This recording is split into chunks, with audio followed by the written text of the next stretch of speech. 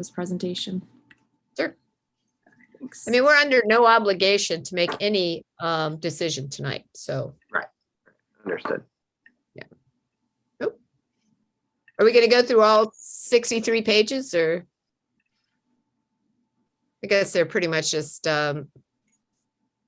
not too much information on each page. Hi, everybody. Good There's- evening. Oops. What can you see? Does it look like it's in presentation mode now, or can you see my whole browser? I can see the whole thing. No, it just And looks then- like presentation mode. I don't see your browser. Okay. Trying to figure out how to switch slides. Does it cut any words off? Because I have had a problem with that in the past. Looks good. Yeah, it doesn't look like it. Oh, I see on the right You side. can see maybe. it now. Yeah. Okay. What about if I? Oh, yeah. You reduce the size. That looks good. Yeah, is that okay? Is it still? I might just have to scroll through it. That's kind of annoying. Shoot.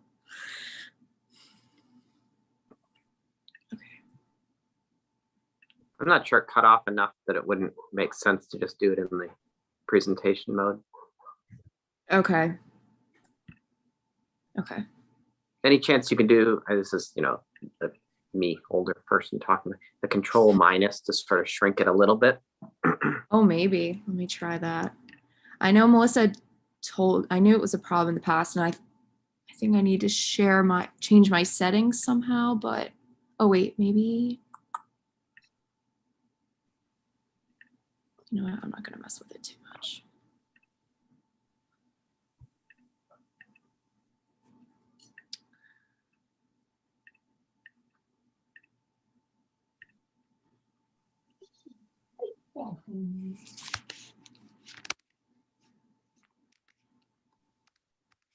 Okay, no, that does not work either.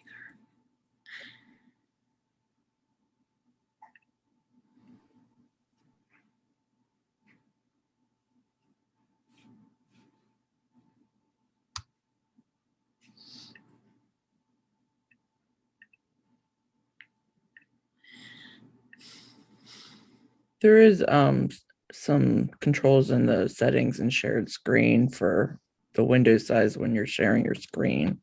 I don't know. If you Is that like you think might be. portion of screen? Is that it under advanced? I see it under shared screen, not advanced, just in the regular after settings, after going to video settings on the caret, and just go to shared screen as the first thing on top. Okay, for everybody, that's Rachel speaking. Oh not yes, Melissa. Rachel. Hi. She wondered. Wait, Oh. which caret, Rachel? If you go to where it says start video, that caret's video settings, it's like the one on the bottom. Oh, uh-huh. Yeah, and then shared screen. And then it's the Okay. first settings, or has a few different settings. I'm not sure which one you would use. Well, viewing other shared. So right now it has scale to fit shared content to Zoom windows and full screen mode. Maybe I should do, Want to try it real quick? yeah, let me try. Yeah, just try the current. You think maximize window or maintain current size? Maybe maintain current size. Yeah, I was thinking maintain current size, maybe. Okay, let's try that real quick.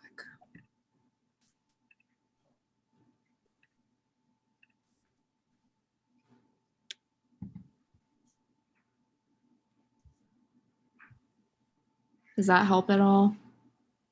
I feel like it's not like centered. No, you're right. It Yeah. does still look like it's off to the side. I mean, I don't know if I can keep it without. It's still, yeah, it doesn't feel centered. Don't know. Yeah.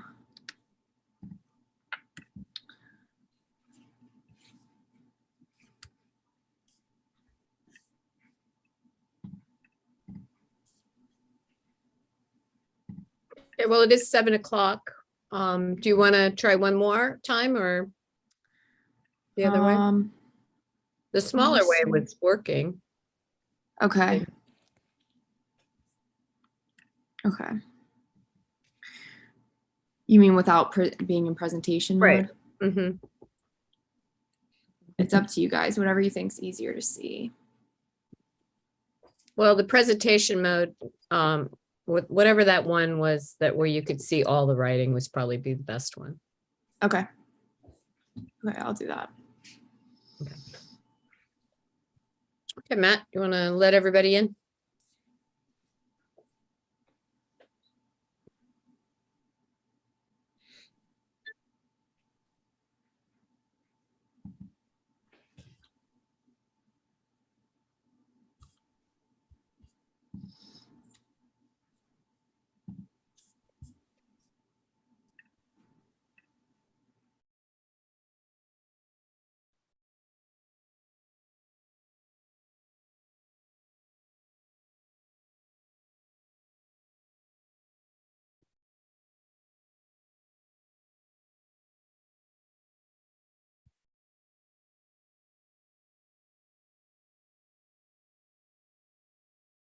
Okay, you got everybody? Okay. Got so much tinier now. Okay. Welcome, everyone. This is the October 11th Town Council meeting for the Town of Kensington, and I'm calling the meeting to order. First item on the agenda is a moment of silence. Does anyone have anyone that they would like to lift up?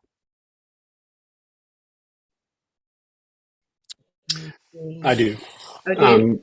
Go ahead. Yeah, real quick. A very good family friend of ours, Jennifer Ivory, who's been a long time board member of Villages of Kensington, has just, she's been very sick lately, and I just want to lift her up. And, she's just been a great part of our community and helping others, and this is a moment when she could use a little help. So if you know her, reach out to her, but, just keep her in your thoughts. Great, thank you. Anyone else? Okay, I'm not seeing any hands. Okay, if we can just bow our heads for a moment of silence.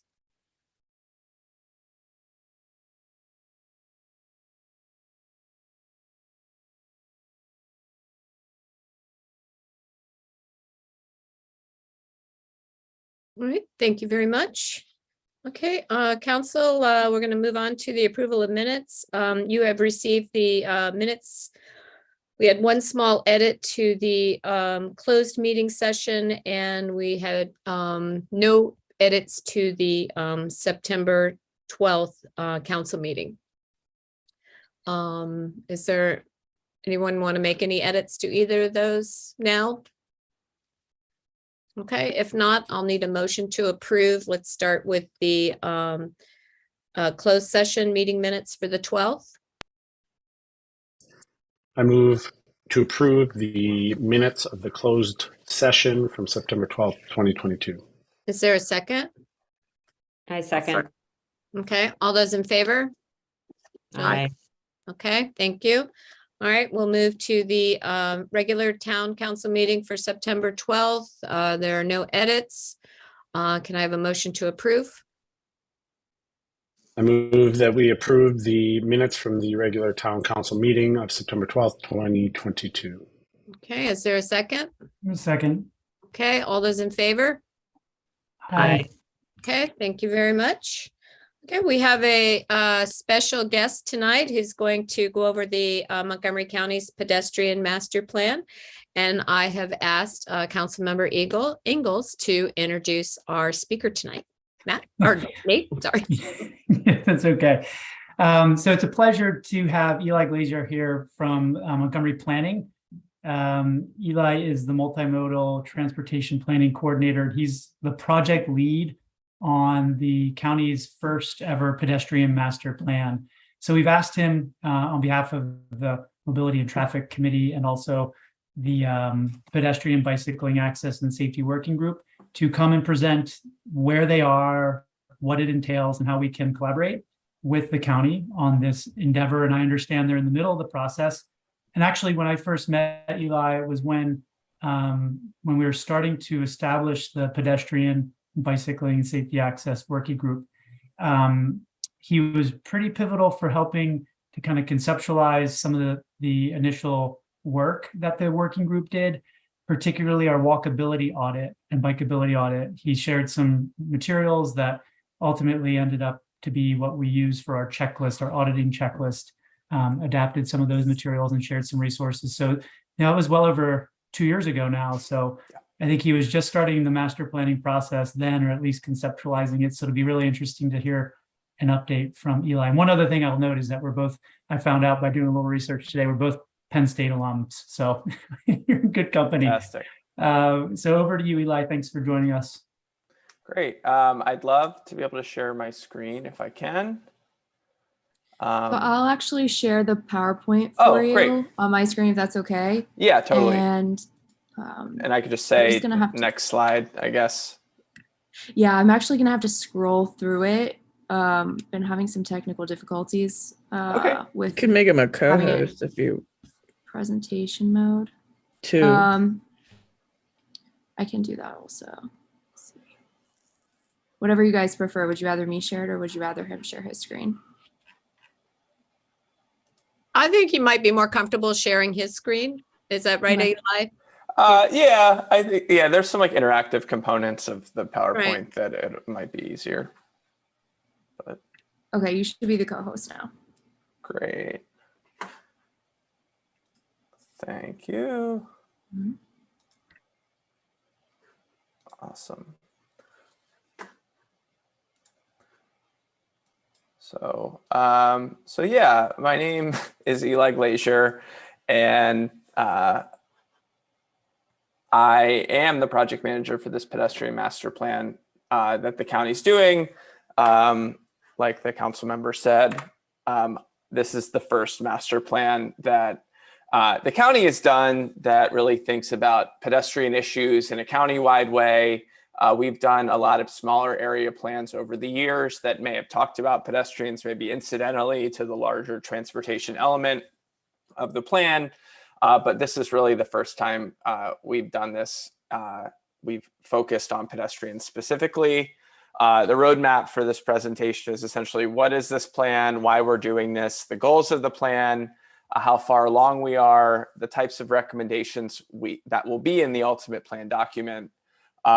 Sort of the roadshow we're on now as part of this planning process is around these policy, design, and programming recommendations, which are these high-level recommendations that we would expect to lead to pretty significant pedestrian-friendly changes in the Department of Transportation, State Highway Administration, Montgomery County Public Schools, and sort of all of the other agencies that have a hand in determining, maintaining, building our pedestrian realm.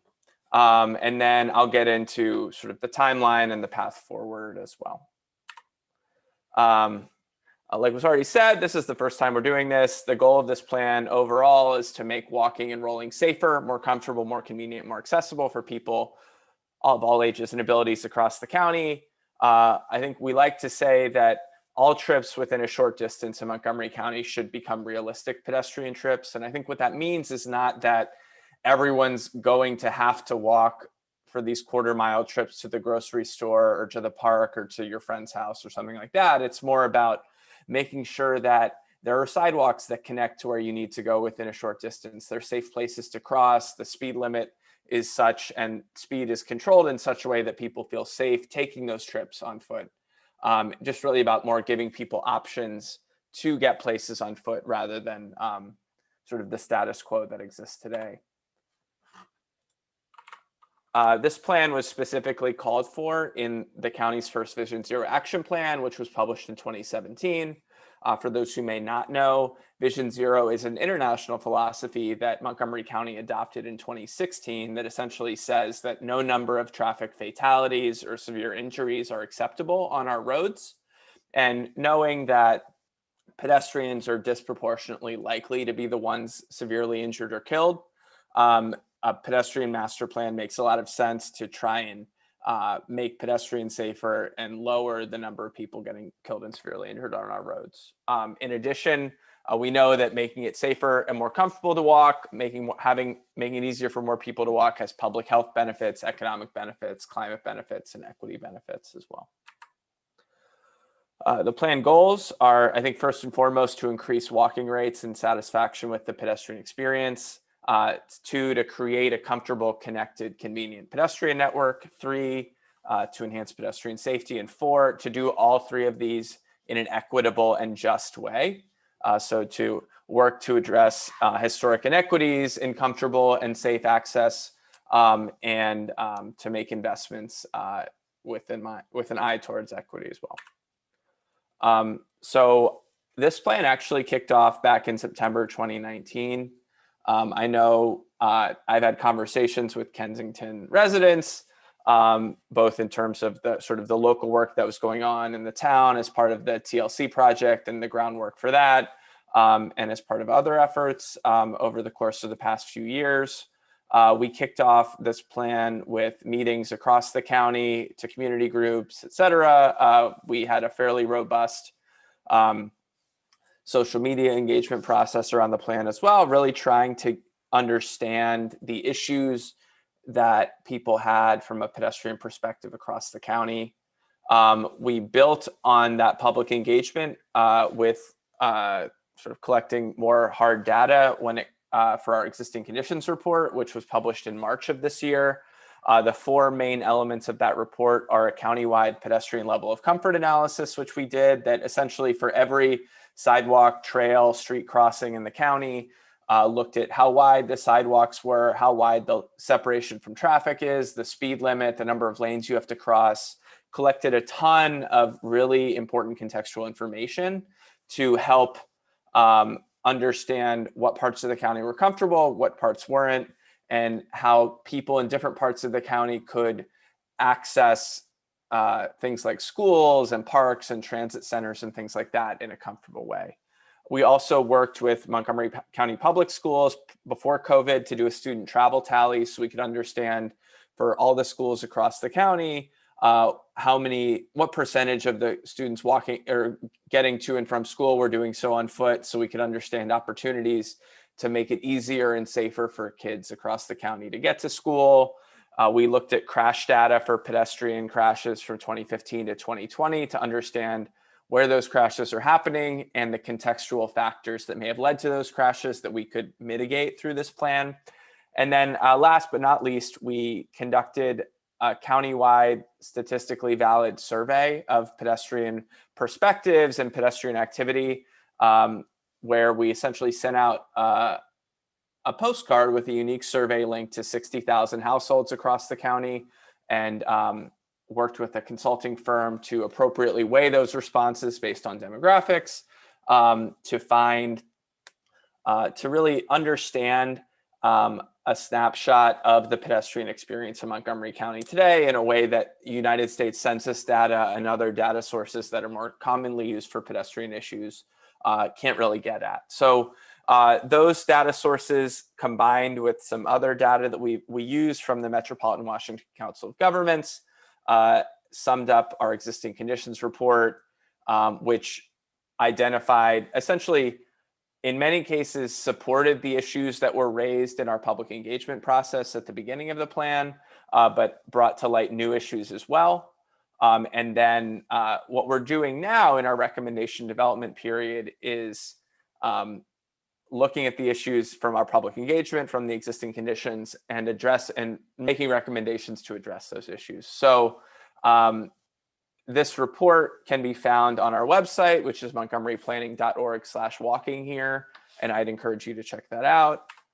I'll go on to the recommendations now in the interest of time, but there are 5 types of recommendations. These high-level design, policy, and programming recommendations. There's going to be a recommendation that uses data to prioritize where future capital projects should be built in Montgomery County that deal with pedestrian safety issues.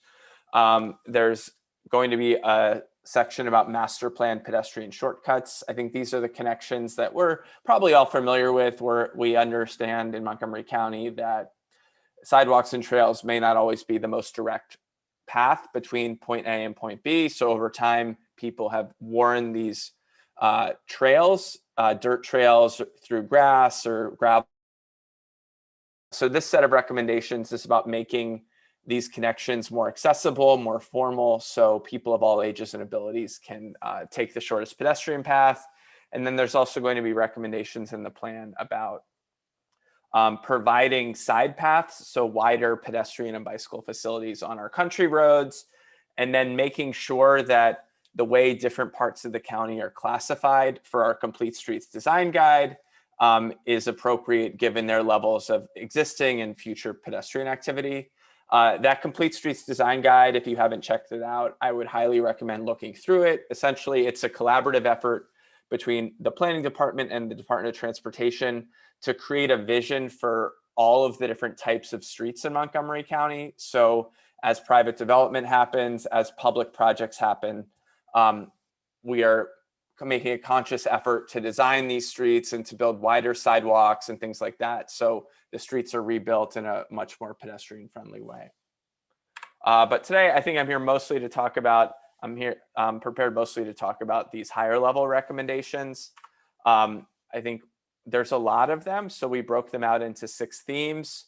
The themes are build, which is pretty straightforward, about building things; maintain, about protecting and safeguarding the investments that we've made so they last generations to come; protect is about protecting pedestrians; expand access is about accessibility and getting towards a more universal design so people of all ages and abilities can get around safely in Montgomery County; monitor is about keeping the planning department and the county honest in how we're implementing the plan and the quality and speed of that implementation; and then fund is a few recommendations that really reckon with the fact that we've really systemically underinvested in pedestrian infrastructure for decades now. And while the county has a lot of priorities, we may need to find some additional funding strategies to actually get pedestrian like sidewalks and improved intersections built in the timeline that we're really interested in doing so. So there's 34 higher level recommendations across these 6 themes. Each recommendation has several key actions beneath it, which are more specific, like generally more technical recommendations that, as implementing those key actions, will sort of satisfy the intent of the larger recommendation. So what I'm going to do now is go through the themes, sort of cherry picking some of the recommendations to talk about. And then if there's time at the end, we can always go back and talk about any other recommendations or any questions that people have. So the build recommendations, I think the main recommendation here is B1, which is essentially just to build sidewalks faster. So it's a set of key actions that I'll click on this so we can see. So pivoting the annual sidewalk program from a reactive request-driven program to an equitable data-driven one. Reimagining public engagement for sidewalk construction. So we have the ability to incorporate these local perspectives on important context into the design, but the conversation is more about how a sidewalk can be built rather than if a sidewalk should be built at all. There's key actions in here about making sure that public buildings that the county's investing in, like libraries or schools, are building the walkways and bikeways along their frontage that they're supposed to through the master plans. So we're essentially holding the county to the same standard that we hold private development to when it comes to building sidewalks and bikeways. Working to incorporate the use of temporary materials to create dedicated pedestrian space where a sidewalk may not make sense in the short term. So things like flex posts and bollards, which you may, if you've been over to Grove Street in East Silver Spring, there's a pilot going on right now about for dedicated pedestrian space that's not a concrete sidewalk. And then there's a few other key actions here as well. So that's, I think, a really key one. There's also B5 is about just improving lighting in general in the county. I think this is something that was borne out in our existing conditions work, but also was one of the key issues that was raised in our sort of in public meetings, the fact that it's really difficult as a pedestrian to see other pedestrians at night when you're walking in Montgomery County. And then it's very difficult as a driver or as a pedestrian to see or be seen when crossing at intersections. So this recommendation has key actions about how to improve lighting for pedestrians along pathways and at intersections, both in public space and then using private development as an opportunity to do that as well. I think probably the flashiest, the longest term recommendation in this set is about assuming county control of state highways. I think what we're trying to do with this recommendation is start the conversation about our state roads and whether or not they should remain state roads. I think the idea here is that we know that state roads are the ones that have most of the destinations in Montgomery County that people want to walk to, but at the same time, they're very dangerous to walk along or to cross, as you are familiar with in Kensington. So what we're trying to jumpstart with this conversation is the recognition that moving some of these roads, particularly in our downtowns and town centers, which Kensington is one of, moving these to county control to provide the county more flexibility in how they're designed and how they operate. So you could potentially make wider sidewalks or change the signal timing or do these things that would make it easier to walk along and to cross these roads. And then at the same time, I think there's just a good governance element of this. I think people on this call, in this meeting, who have reached out to Montgomery County DOT about an issue that only to find that the issue is actually about a state road. So you get punted to somebody at the State Highway Administration or the Department of Transportation at the state level. And I think there just has to be a recognition that that's an incredibly frustrating process for community members. I think people see the government. They don't see different jurisdictions within the government that have different rights, roles, and responsibilities. So the extent to which we as a county can stop passing the buck to another agency, another department, another level of government, and really take responsibility for these roads, I think we'd see it would be easier to accomplish the goals that we have from a Vision Zero perspective, from a pedestrian safety perspective. And I think it's just a good accountability, good governance measure. I'm going to move on. We can always go back to that. The next set of recommendations is maintenance. The key recommendation here is MA1, which is about being more proactive about fixing sidewalks.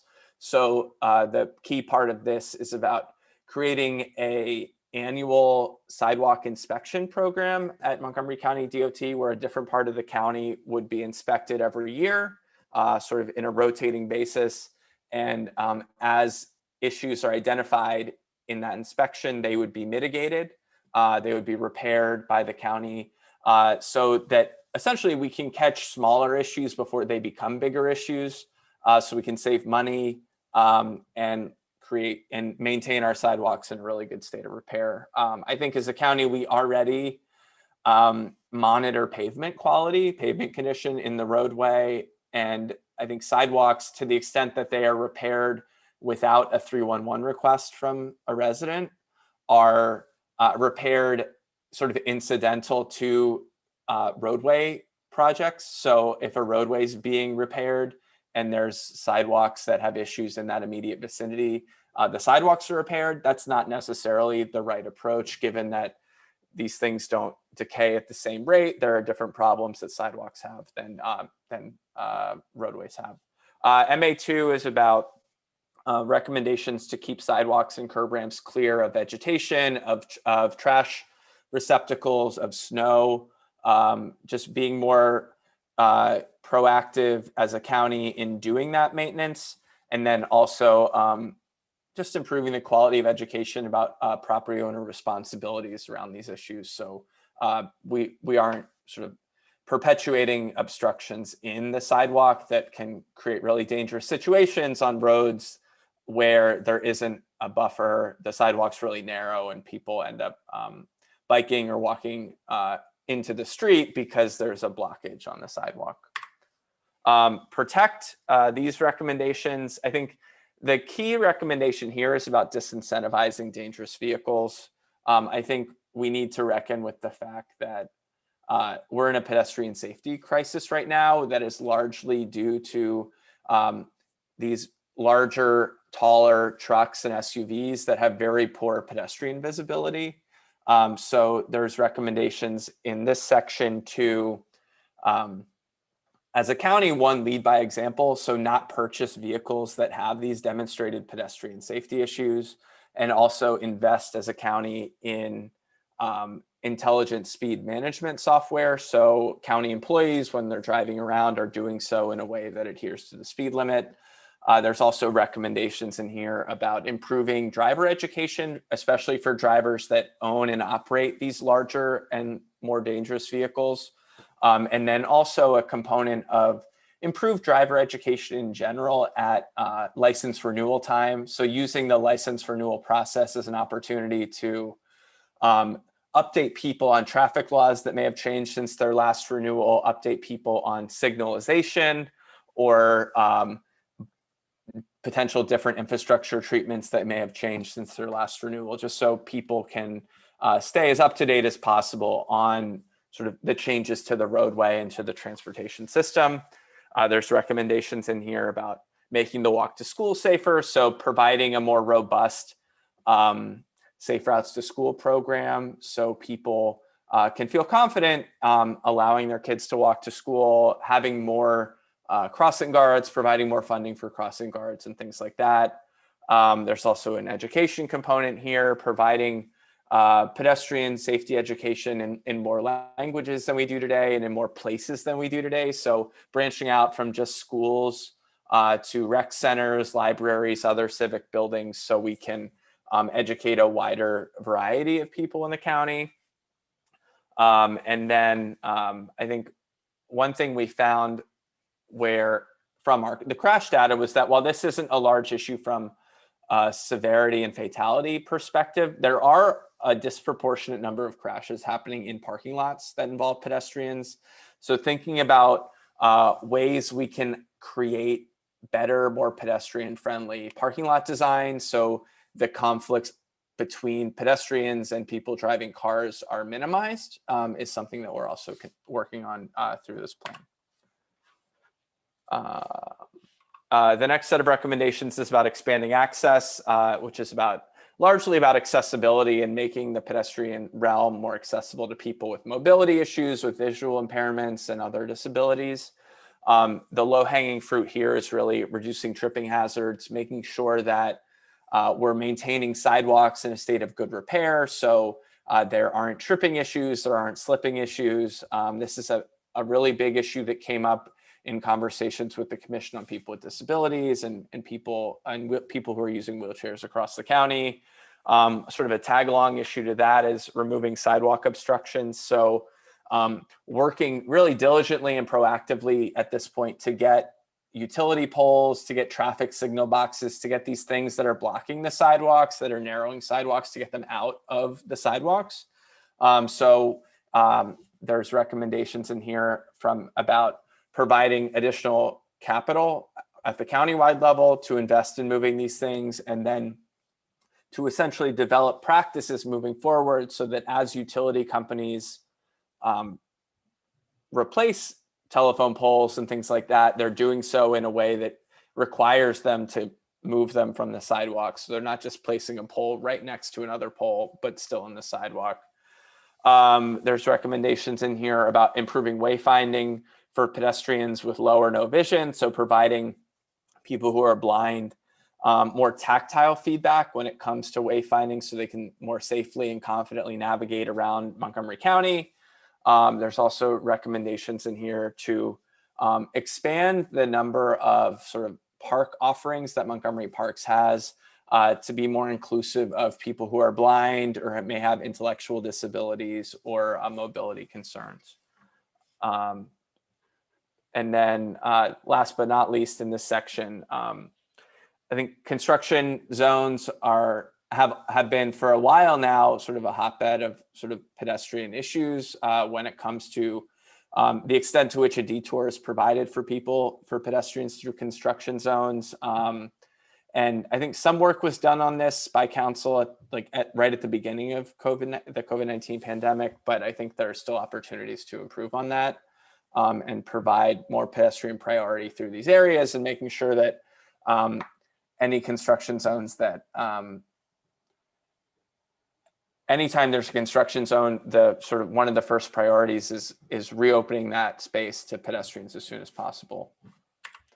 Monitor, like I said, the main recommendation here is about tracking implementation of this plan. So making recommendations here to, we're going to have a report, a monitoring report that tracks progress of this plan posted every 2 years. And we're going to have an interactive website where people can see the progress we've made as a county in achieving the performance metrics that the plan will lay out. And then also how many miles of sidewalk we've built, where those miles of sidewalk are, et cetera, just like a dashboard of pedestrian issues for the county, which is something that doesn't really exist today.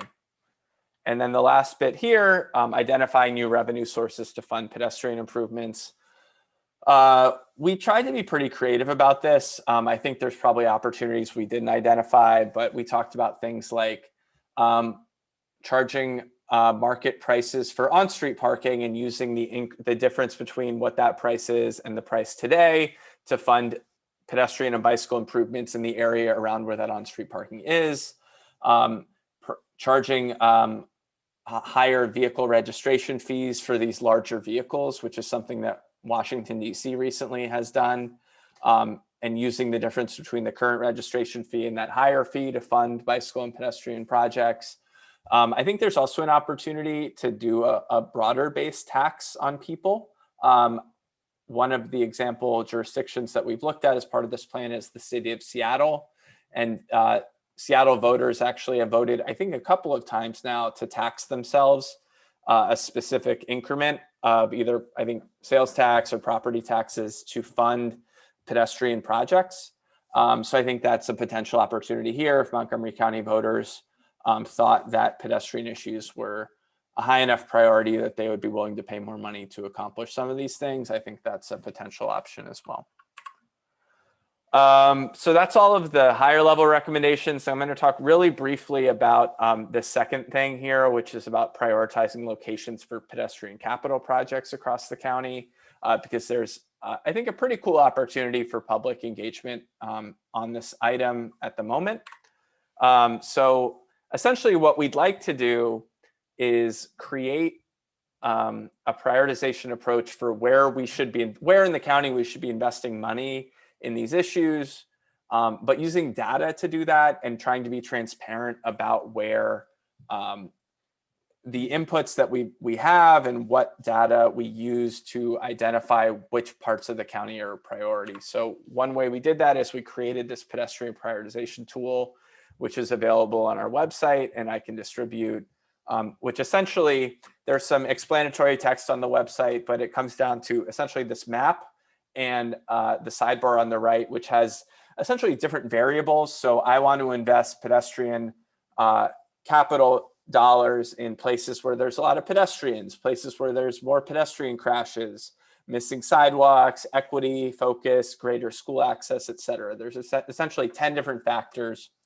And as a user of this map, you get 100 points to spend to distribute between these factors. And the factors you think are more important can get, you can spend more money on those, more points on those factors. So if you thought that investing in areas with missing sidewalks was equally important with an equity focus, you could put 50 points in one and 50 points in the other. And then you can actually click visualize. And this map on the left will show you where, if those are your priorities, where that investment would be targeted. And you can see on the screen, I just said 10, 10, 10 equal across the board. And you can see that parts of Germantown pop up, Montgomery Village, Durwood, Aspen Hill, Bethesda, Silver Spring, and East County along the US 29 corridor, for instance. So that's just one weighting as an example, but as community members, I would encourage you to check out this tool, play around with it. You can visualize multiple different scenarios, and then you can actually submit your prioritization to us so we can take that and incorporate that into the ultimate prioritization we move forward with as part of this plan. So again, that tool is on our website at montgomeryplanning.org/walking here, and you can also review all of the policy recommendations that I just really breezed through really quickly. You can see the key actions, and then each key action also has a narrative rationale. So much more information beyond what I've said, sort of describing what the implications of that action would be, and if there are relevant precedents and who the lead agency would be for that project, and what goals that key action helps address. So the last thing I have, the timeline moving forward. I've been, like I said, doing this roadshow for the past several months about these recommendations and where we are in the plan. I presented these recommendations to the planning board on September 22nd to get their feedback. We've incorporated their feedback we're continuing to incorporate their feedback. I'll be continuing community engagement about this plan through the end of the year. At the same time, I'm writing the draft plan, which is mostly just stitching together the existing conditions report, the recommendations pieces of this with an introduction. And then we anticipate the work sessions for this plan beginning with the planning board in January of 2023. So we anticipate having a public hearing probably around January 15th. And then we'll start the work sessions on this plan sort of in the next few weeks after that. And then if you're not familiar with the process, the plan then moves to county council, where there's another public hearing, and this plan will have work sessions at the T&E committee, the Transportation and Environment Committee, before going on to the full council to be voted on for approval and adoption. And at that point, the master plan will be approved and adopted. So I think this whole process will hopefully pan out over the course of early to mid 2023. But there's still, I think, really good opportunity now to participate in shaping these recommendations. And then when the draft plan is released to the public and the public hearing date is set, there'll be opportunities to submit written and oral testimony as well, which would be, again, in early 2023. So I talked for a long time. I'm sure there's probably questions or concerns or critique, and I would welcome that if there's time. Tracy, did you want to moderate, or do you want? Well, I have a couple of questions. That's the great thing about being mayor. I get to go first, but That's what I thought. and then you can moderate the rest. No, go for it. Eli, thank you for the presentation. That was really great. I just have a couple of questions. Has SHA, have they adopted the Vision Zero? You said it was national or international. Yeah, so the philosophy sort of originated in Sweden, and different communities around the world have adopted it as something that they aim to achieve. Montgomery County, the Department of Transportation, et cetera, adopted it, like I said, in 2016. To my knowledge, the State Highway Administration and the state of Maryland have not adopted it. They use an approach called Towards Zero Deaths, which is not as elegant, I would say. I think clearly there is support at State Highway Administration for reducing fatalities and severe injuries on our roads, but it's less of an absolute goal and more of like a distant something to aspire to. So yeah, I think not formally. They haven't formally adopted it. Okay, well, I appreciate that. We had a meeting a couple of weeks ago with MCDOT as well as some other municipalities of how the state highway doesn't quite understand Vision Zero and what we can do. There was no solution in our conversation, but it is a challenge because they don't move very quickly. So they always want to study things, which sometimes that's good, but anyway, thank you. Another question. You're strictly looking at pedestrian. It does not include bicycles, because every time we talk, it seems like we have to have bikes and pedestrians. So I'm just wondering, how does your plan work with bikes? So the last time I spoke to this group, it was a different group, but the same, the Town of Kensington Council was about the bicycle master plan, which was adopted in 2018. So this plan is specific to pedestrians. I think I'm very knowledgeable about that plan and sort of the interplay between the pedestrian and bicycle issue. So if you do have a question about that interplay or bicycles, I can answer that too. Well, I guess it's more of in the new planning. Are you trying to include, in a new development, are you looking at bikes and pedestrians? I mean, we find a lot of times in older development areas, there just simply is not the room to have good pedestrian walkways and bike lanes. We're having this problem on a Kensington Parkway where they're just simply, and to provide parking on top of that. So I guess that's the question but yeah, I think that is the question, is to provide parking or not. I think in a lot of the down county, when it's built out, there isn't the right of way to get every single priority. So I think this is, again, just ringing the bell again for the Complete Streets Design Guide. If you look at that document for different street types, there's default widths for different things. So different streets have different elements. So some have parking, some don't. Some have 6-foot sidewalks, some have 10-foot sidewalks. And there are default widths, which we would insist on from a private development. But then there are also minimum widths, there are preferred widths. So it creates this spectrum of different options to work with a constrained right of way. And I think what we'd like to convey with this plan is that in sort of the hierarchy of needs, pedestrians are above bicyclists. But I think both of them are probably above car storage, if that makes sense.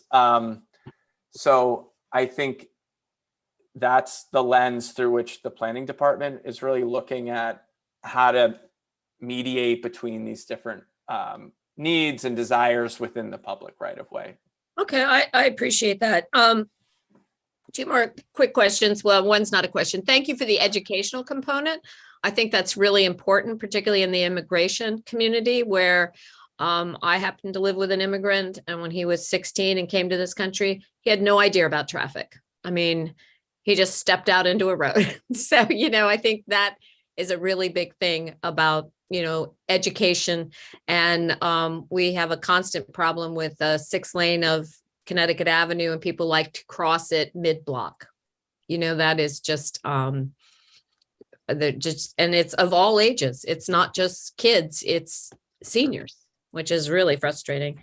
And lastly, on your survey, you said you sent out 60,000. What was the return on that? Yeah, so we worked with a consultant who cautioned us that we should probably expect like 1,200 response. We got like 2,400 response, which gave us a margin of error at the countywide level of about 2%.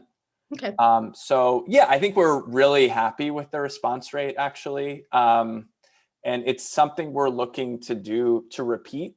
So we can sort of track some of the metrics we have in the plan are about satisfaction with different things. So the extent to which we can monitor that over time is really important to us in terms of measuring how we're implementing the plan. So yeah, I think this is also something you're going to see more of from the planning department is just obviously continuing to do public engagement like we're having right now, but also to take a higher level view and to reach out more countywide and in a more scientific way with surveys and things like that. Great. Thank you. Thank you, Nate. Yeah, absolutely. So I have a bunch of questions too, but I think I'd prefer to let everyone go first. And then if those questions aren't asked, I can do the cleanup, but maybe turn into the council first. And see Anne, I'm sure Connor will come in next. Okay, Anne? Okay. Thanks so much, Eli, for the presentation. I think it's very helpful in the way that you're organizing the plan and also organizing the process, I think has been great. So one question I have is on the fund aspect, and would love to hear you address how you're looking at any of the funding sources now available through the bipartisan infrastructure law. And in particular, what the county's process will be for sort of prioritizing which projects how your prioritization process fits with the timing for some of those programs, because we want to make sure that we can be a part of that for any priority projects in our area. Absolutely. Yeah, I think we haven't really gotten that far in terms of that specific funding source. I do know that MCDOT is pursuing funding through those avenues already, and our parks colleagues, I think, are also putting together and have put together requests for funding through those channels. I think that the timing of this is such that once this is adopted and approved, we'll be working really closely with the Department of Transportation to assess the projects that they're thinking of doing through this prioritization lens, so we can move forward with the projects that provide the highest value for the county. I don't know. Do you have any other thoughts or perspectives? Yeah.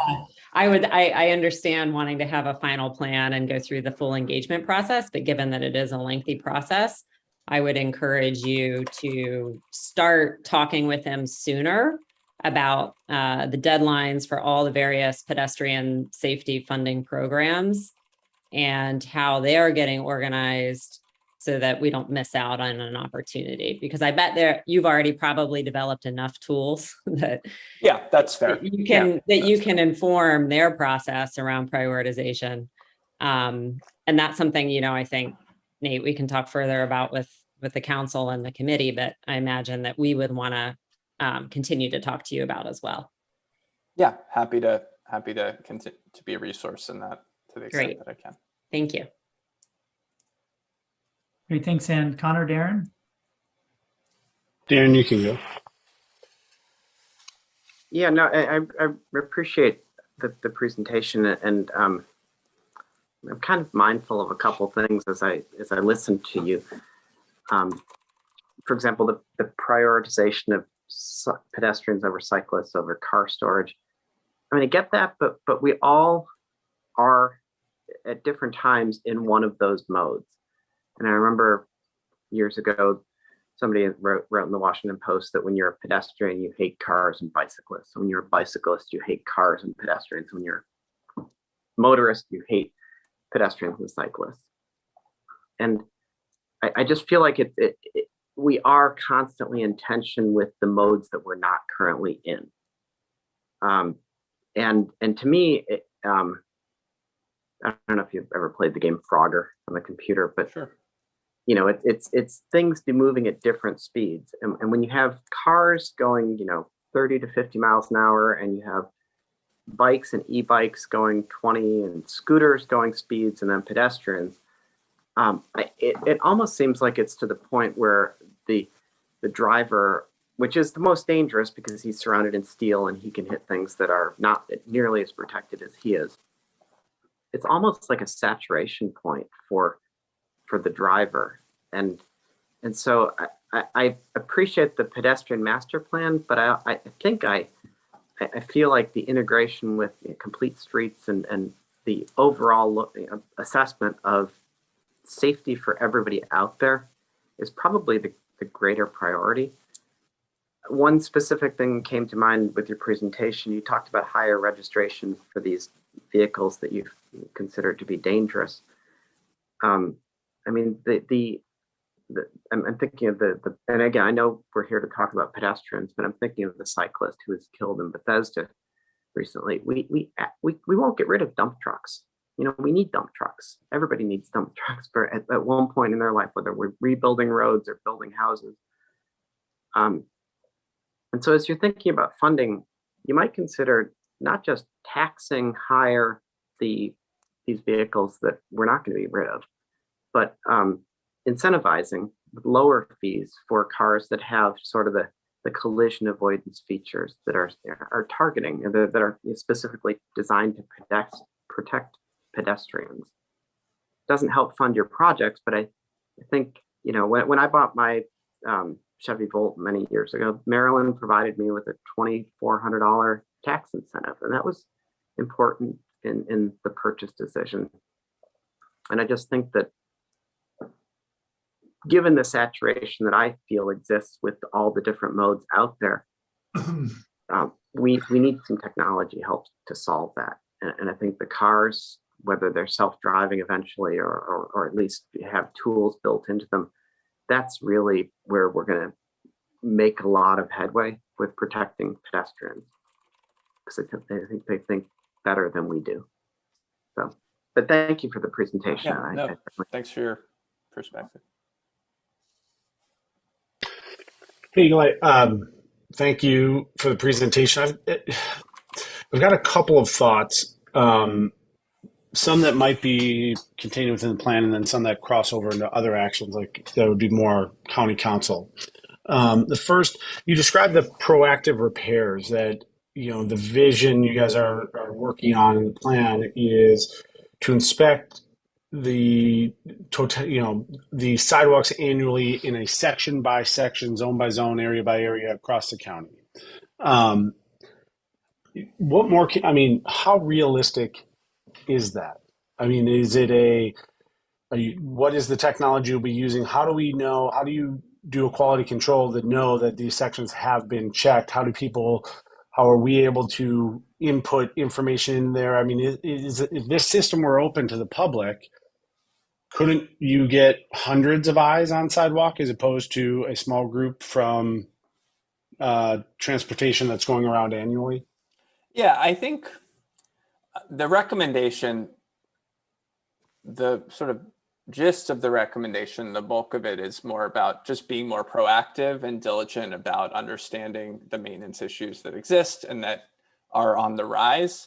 I think we're sort of agnostic as a department on what the approach is. Like, I think it would be great if the Department of Transportation had an asset management system where where everyone, the public and sort of the bureaucracy, could see for each sidewalk segment, like what condition it was in based on some objective scale that exists across the country. Like in my prior life, I worked I was in the private sector doing bicycle pedestrian planning consulting across the country. And there are sort of visual and narrative descriptions of like different levels of sidewalks that are in various states of repair or disrepair. So something like that exists. Like, there are criteria around these sorts of things. So whether it's putting it out to the public and having some sort of shared monitoring system, or a team of a few inspectors who just every year they go to a different part of the county when they're not doing, like, in the downtime, like sometimes there's like a construction season, right? So people are monitoring construction, they're building things, highway services is doing maintenance, and then at a certain point it becomes too cold, really, the weather's too bad to do these projects. So there's opportunities to sort of reallocate that labor into doing something like this. So maybe that's the option. I think we're just saying in this plan that the goal we want to get to is a proactive approach to doing this. And however the county chooses to do that, I think would be great. We're sort of agnostic on the specific method. Yeah, as you go back and you have conversations, I think there's a real opportunity to engage the public, not just on writing the plan, but on, the maintenance. If the tools are there, which we have a lot with GIS and other things, if there's an inventory system where people can self-report. Now, are they going to be necessarily as trained or knowledgeable? No, but I look at and I think about what, Nate helped start with essentially the inventory of our whole town for our pedestrian safety bicyclist working group. And he, set out, here are the criteria, here's the education, put on a vest, mark the areas around the town that you think we have a sidewalk issue. And I just think there's a real opportunity, instead of putting it as, an other assigned activity to a few staff members. I feel like this is a huge county. There's a ton of stuff. Will that downtime ever come? Recipe for success might be low. You could empower your citizenry to go out and help, light up the map for you. Yeah, I don't disagree. I guess I would push back a little bit and just think about the fact that we don't ask the public to do this for roads. Like, I don't think it should be the community's responsibility to make sure that the sidewalks are in a state of good repair. Like, these are certain things that the government should do. I agree. However, Don't we doing do it, pothole yeah. reports? Yeah. Yeah, and it's about time to fix, right? So we can, if you spread it out to the masses, you get thousands of eyes on it, you can get a lot of reports, a lot of data really fast, and then start prioritizing. If you have it in this, we're going to do sections of the county little by little, 1 year at a time. And so it might be 6 years before we come back to your neck of the woods. Mm-hmm. I just think by the time you're going to have things reported and not fixed for years. I think that's possible. I think it's just comes down to how it's implemented. Just a thought. Yeah. Totally. And then the other one goes, because this happens, we see this with SHA, not to say MCDOT, but there will be some sort of improvement approved, and then they go to do the work, and they will only do that specific work, which is in that specific work order, as opposed to thinking, hey, we have a system that we're going out to this section of the county. Let's look at all of the approved work orders and trying to make all the improvements we can in that area. So this just goes to the process, because it was frustrating for us. This isn't your problem, but it's the best example I have, where SHA came out to make a change that was approved 5 or 6 years previous. And we knew there were subsequent issues in the very same section that had been approved. And they're like, well, that's not this work order. You got to wait 3 years till that work order comes to the top of the queue. So, yeah. The last comment I had was only because our neighbors to the south are working on it right now, the District of Columbia, and that is looking at how to change traffic laws as opposed to just the built physical infrastructure to also try and meet Vision Zero. And so they expressly just recently were looking at just outlawing right turns on red universally across the district. Is that something, where would you all would that be like a recommendation that you would send to the county council?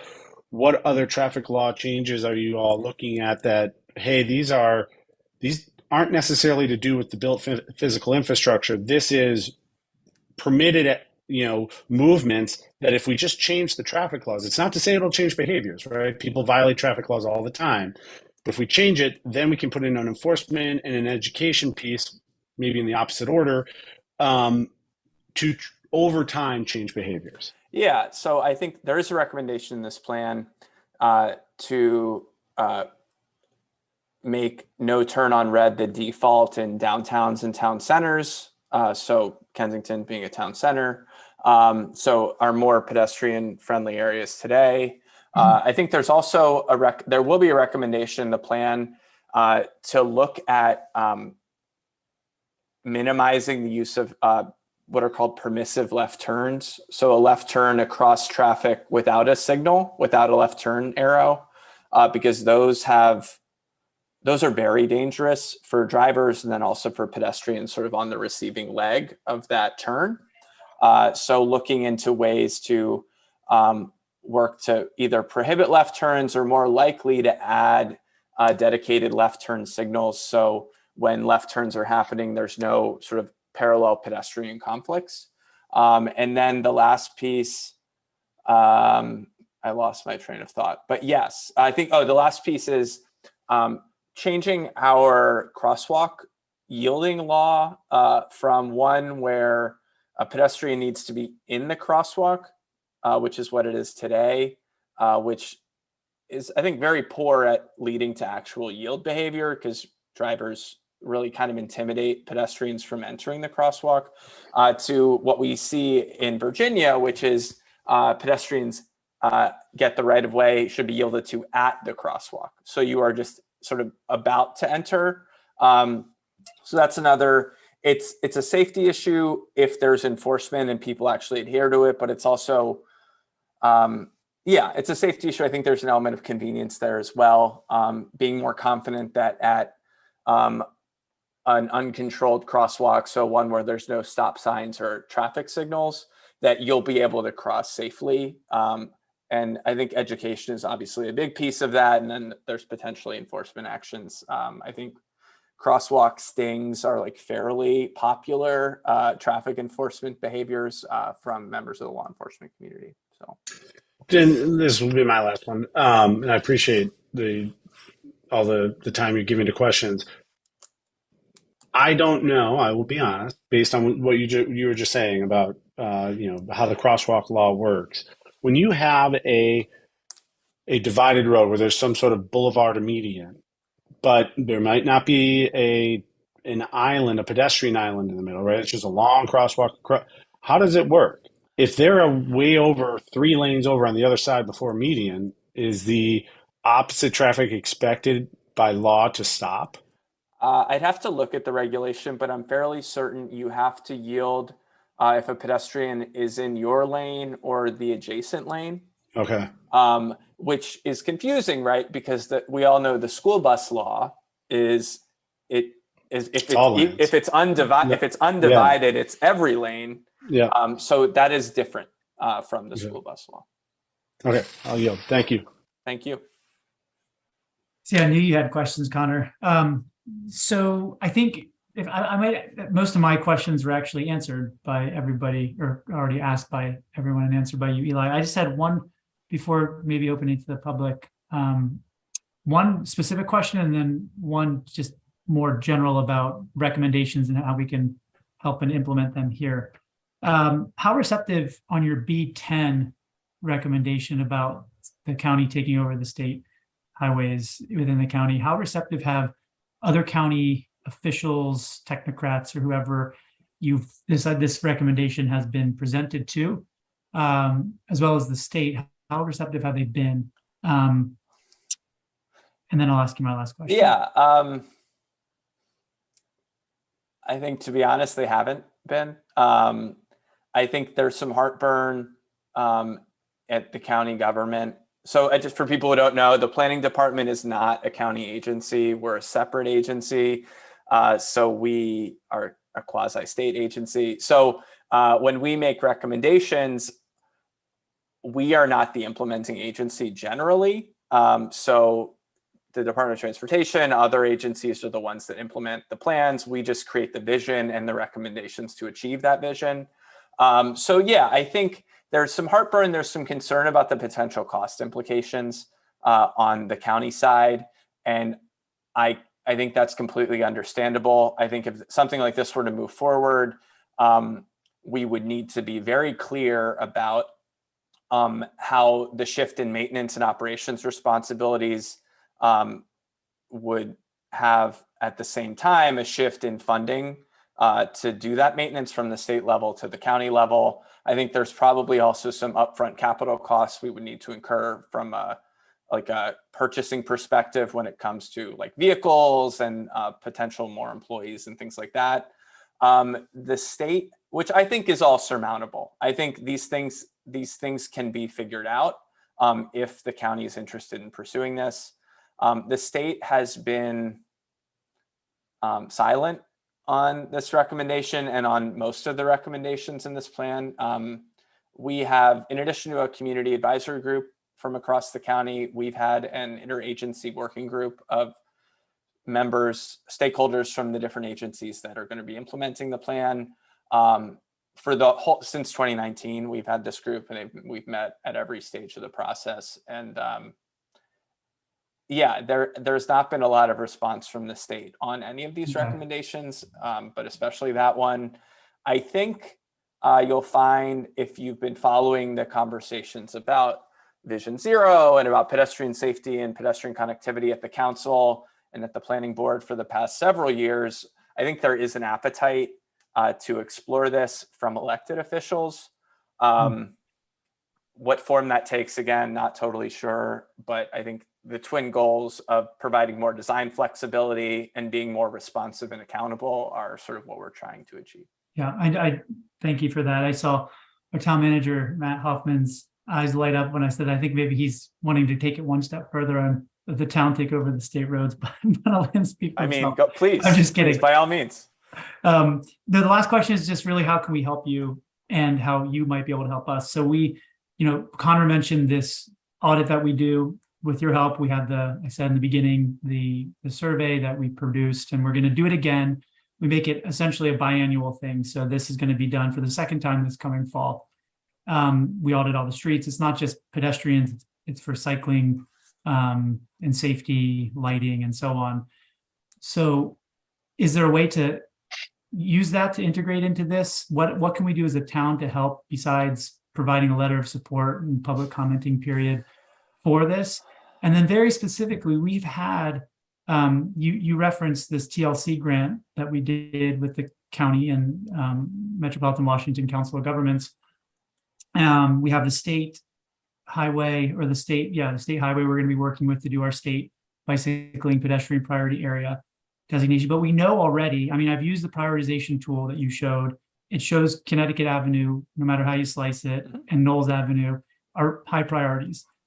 We identified solutions. How can we leverage this master plan? Or do you have recommendations for how we get these things prioritized and implemented now? I mean, we know what we need to do essentially. Yeah, I think that's a good question. I was going to say letter of support, public testimony. I think a recognition that we need more money to do these things. If we can make the pot bigger, I think a lot more projects can obviously get built that need to be built.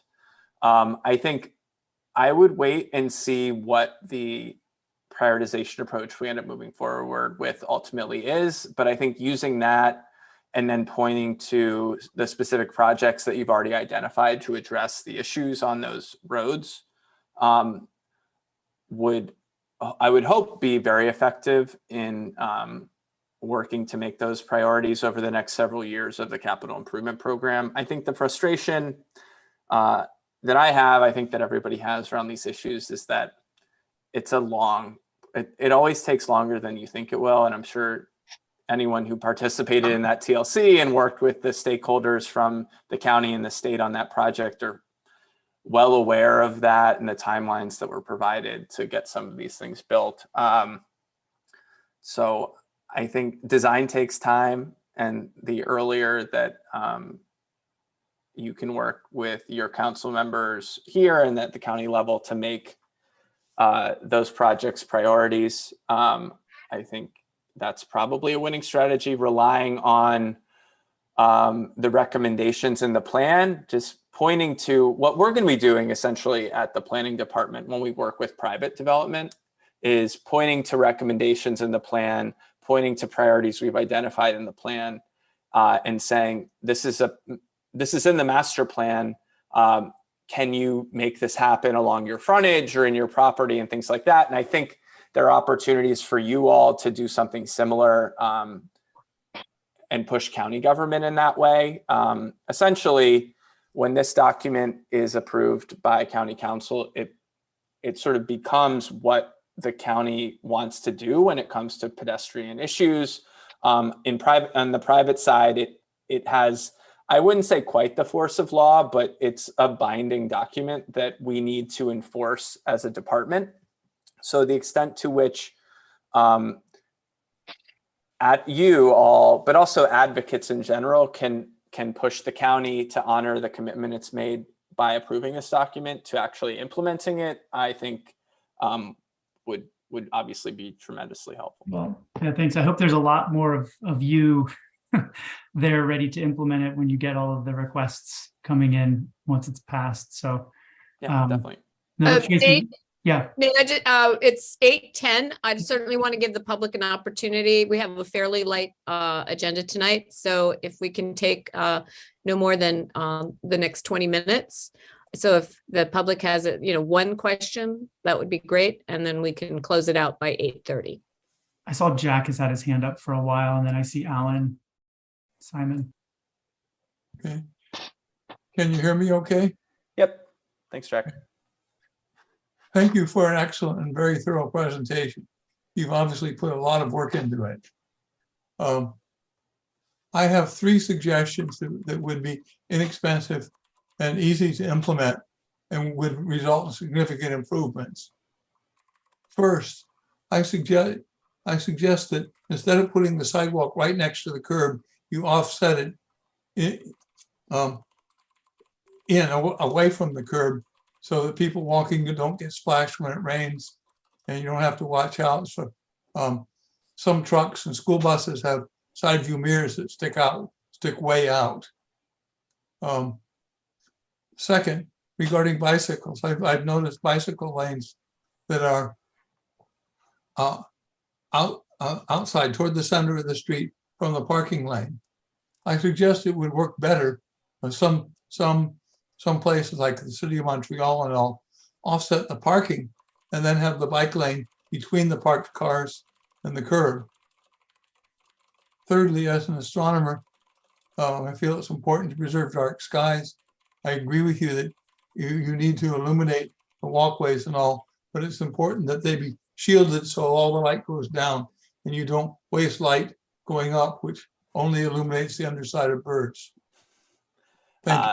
Yeah, all fantastic suggestions. Again, I would encourage, to the extent possible, we are not making recommendations to build sidewalks immediately next to the curb. I think Kensington residents, anyone who lives along a state highway or works or is familiar with that and how dangerous it can be. So having a sidewalk, having a buffer between the sidewalk and the street, and then having the street is absolutely the standard across the county. And I think what varies really is how wide that sidewalk is and how wide that buffer is. But in all cases, we would expect the sidewalk to be offset like that. On the second point, I would encourage you to check out the bicycle master plan that we approved and adopted in 2018, because whether it's parking, we would call it a parking protected bike lane, like you mentioned, or there's many other types of separated bike lane treatments that improve bicycle safety that are being built across the county, and you could sort of see the master plan for that in that document. And then on dark skies, absolutely, I think we actually are embarking with the Department of Transportation on a TLC project like Nathan and the Kensington team have done to improve our lighting standards. And one of the criteria we're looking at is making sure that the standards that we create are dark skies compliant. So thank you again. And thank you.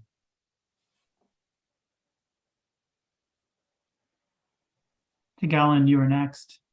Okay, thanks, Nate. And Eli, great information. Thank you. I just wanted to pick up on one of Nate's questions because I'm a part of the pedestrian and bicycle access work group. So as Nate said, we're about to undertake the walkability audit, and we can certainly take this offline if you want. But is there a way, either the questions we're asked, the information we're collecting, or how we are going to compile that might make it easier to feed into, you know, what you're putting together in your database? Because, you know, we do it biannually. If we can modify what we're doing or the way we're doing it now, it would be a great time to sync up. Yeah, I think let's think about that more and connect maybe separately.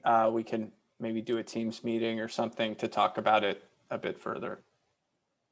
Great, thank you. Thank you. Thank you. Thanks so much. I think I see one more question. It's from Joe Campbell. Thank you, Nate, and welcome back, Eli. I'm Joe Campbell. I live on Frederick Place on the south side of Kensington, and I wholeheartedly endorse the notion of at the crosswalk rather than in the crosswalk. That's an important distinction, and it's really vitally important, crucial, I'd say, for pedestrian safety. So I think that was an important, if minor, observation that you made. And another one was I would love to see crosswalk stings that you briefly mentioned. I'd love to see crosswalk stings in Kensington, Maryland. I've never heard of them before, but I think that would also be a way of enhancing pedestrian safety. You mentioned that sidewalks connecting people to short walks, to short trips are imperative or important. Could you just clarify briefly what the plan specifically calls for in that regard? I may have missed it, but I very interested in knowing about that. Yeah, so I think that's just kind of the vision that we have. If you look at sort of travel data, like how far people are going on trips on a daily basis, while the commute trip tends to be like the furthest trip, a lot of the travel that people take is within like 1 to 3 miles of their house. So the extent to which we can lay the groundwork for people to feel more comfortable taking those trips on foot, or in concert with the bicycle master plan by bike, we're going to help achieve the county's climate goals, safety goals, et cetera. There are no, I would say, specific recommendations other than in the Thrive plan to get to sort of this way of living so that all of the land uses you would need are within a short walking distance. But we're just trying through this plan to make sure the infrastructure is there to make those pedestrian trips viable. Yeah, I think that's very important in the Kensington context because, you know, it's a small town. Yeah. But it lacks sidewalks in several parts of town, sidewalks that would make these kinds of short trips much more viable, much more tenable for residents. So I think that would be an important component.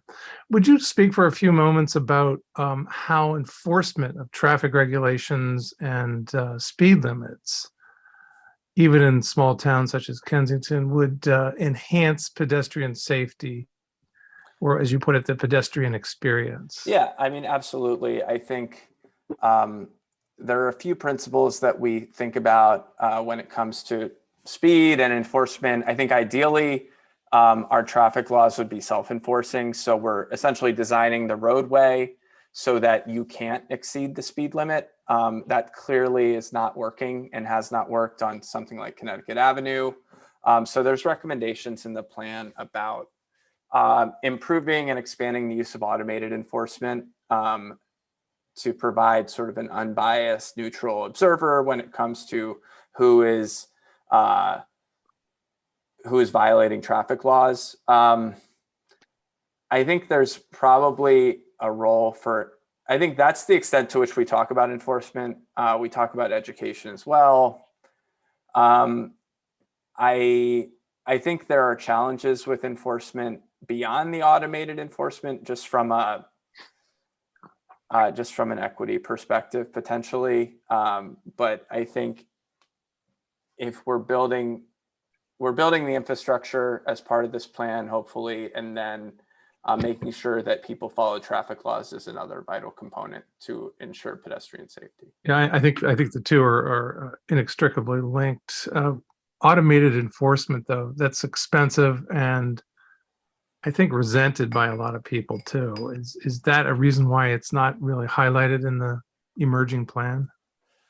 It is called out. It's in the funding section now, but I think we're moving it to the protect section with the understanding that if it's carried out successfully, it will actually lead to improved compliance, which would actually lead to reduced fines. So not really a long-term sustainable funding option for pedestrian infrastructure.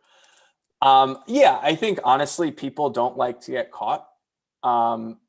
So that's a frustrating thing. I think another issue we have is that the regulations about speed enforcement and automated enforcement in general are at the state level. Montgomery County does not have a lot of flexibility or a lot of control over the number or location of those cameras, which is something that I think the police department is keenly interested in improving the number of and location of where those cameras are, not from like a revenue perspective for them. I think the revenue is required to go towards pedestrian safety and other similar improvements. It's more about if it allows law enforcement to focus on other things and have traffic enforcement be done in sort of a neutral, automated way. So I think there are just challenges. There's obviously public opinion challenges about some of this. I'm not very,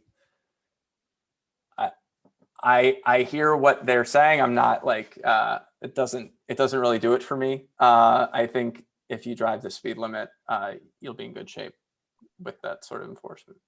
And finally, and very briefly, I was wondering if you might just describe these enforcement stings at crosswalks, how they work, and Yeah, who conducts yeah. them. So I've never witnessed one personally, but Nor have I. But often there are there'll be like a newscast in local news about it. But essentially, like an undercover officer or something will walk across the street in like a legal way, and they'll make a note. Somebody will be observing them, and they'll make a note of who yielded and who didn't, and then a cop car hiding around the corner will then go pull over that person. So that's, I think, in its simplest form, what that sort of enforcement could look like, whether that's punitive or educational. I think that's up to the officer's discretion.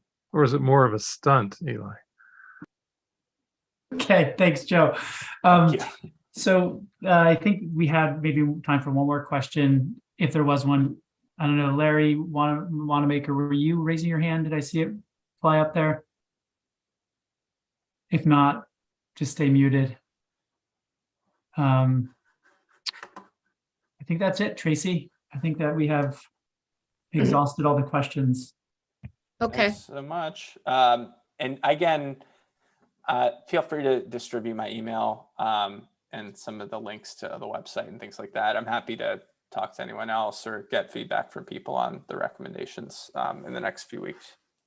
Okay, thank you, Eli. Really appreciate you coming tonight and providing this information. It was very, very interesting, and and hopefully, like the bike master plan and the other plans that the county has adopted, that we'll see things, actually happen.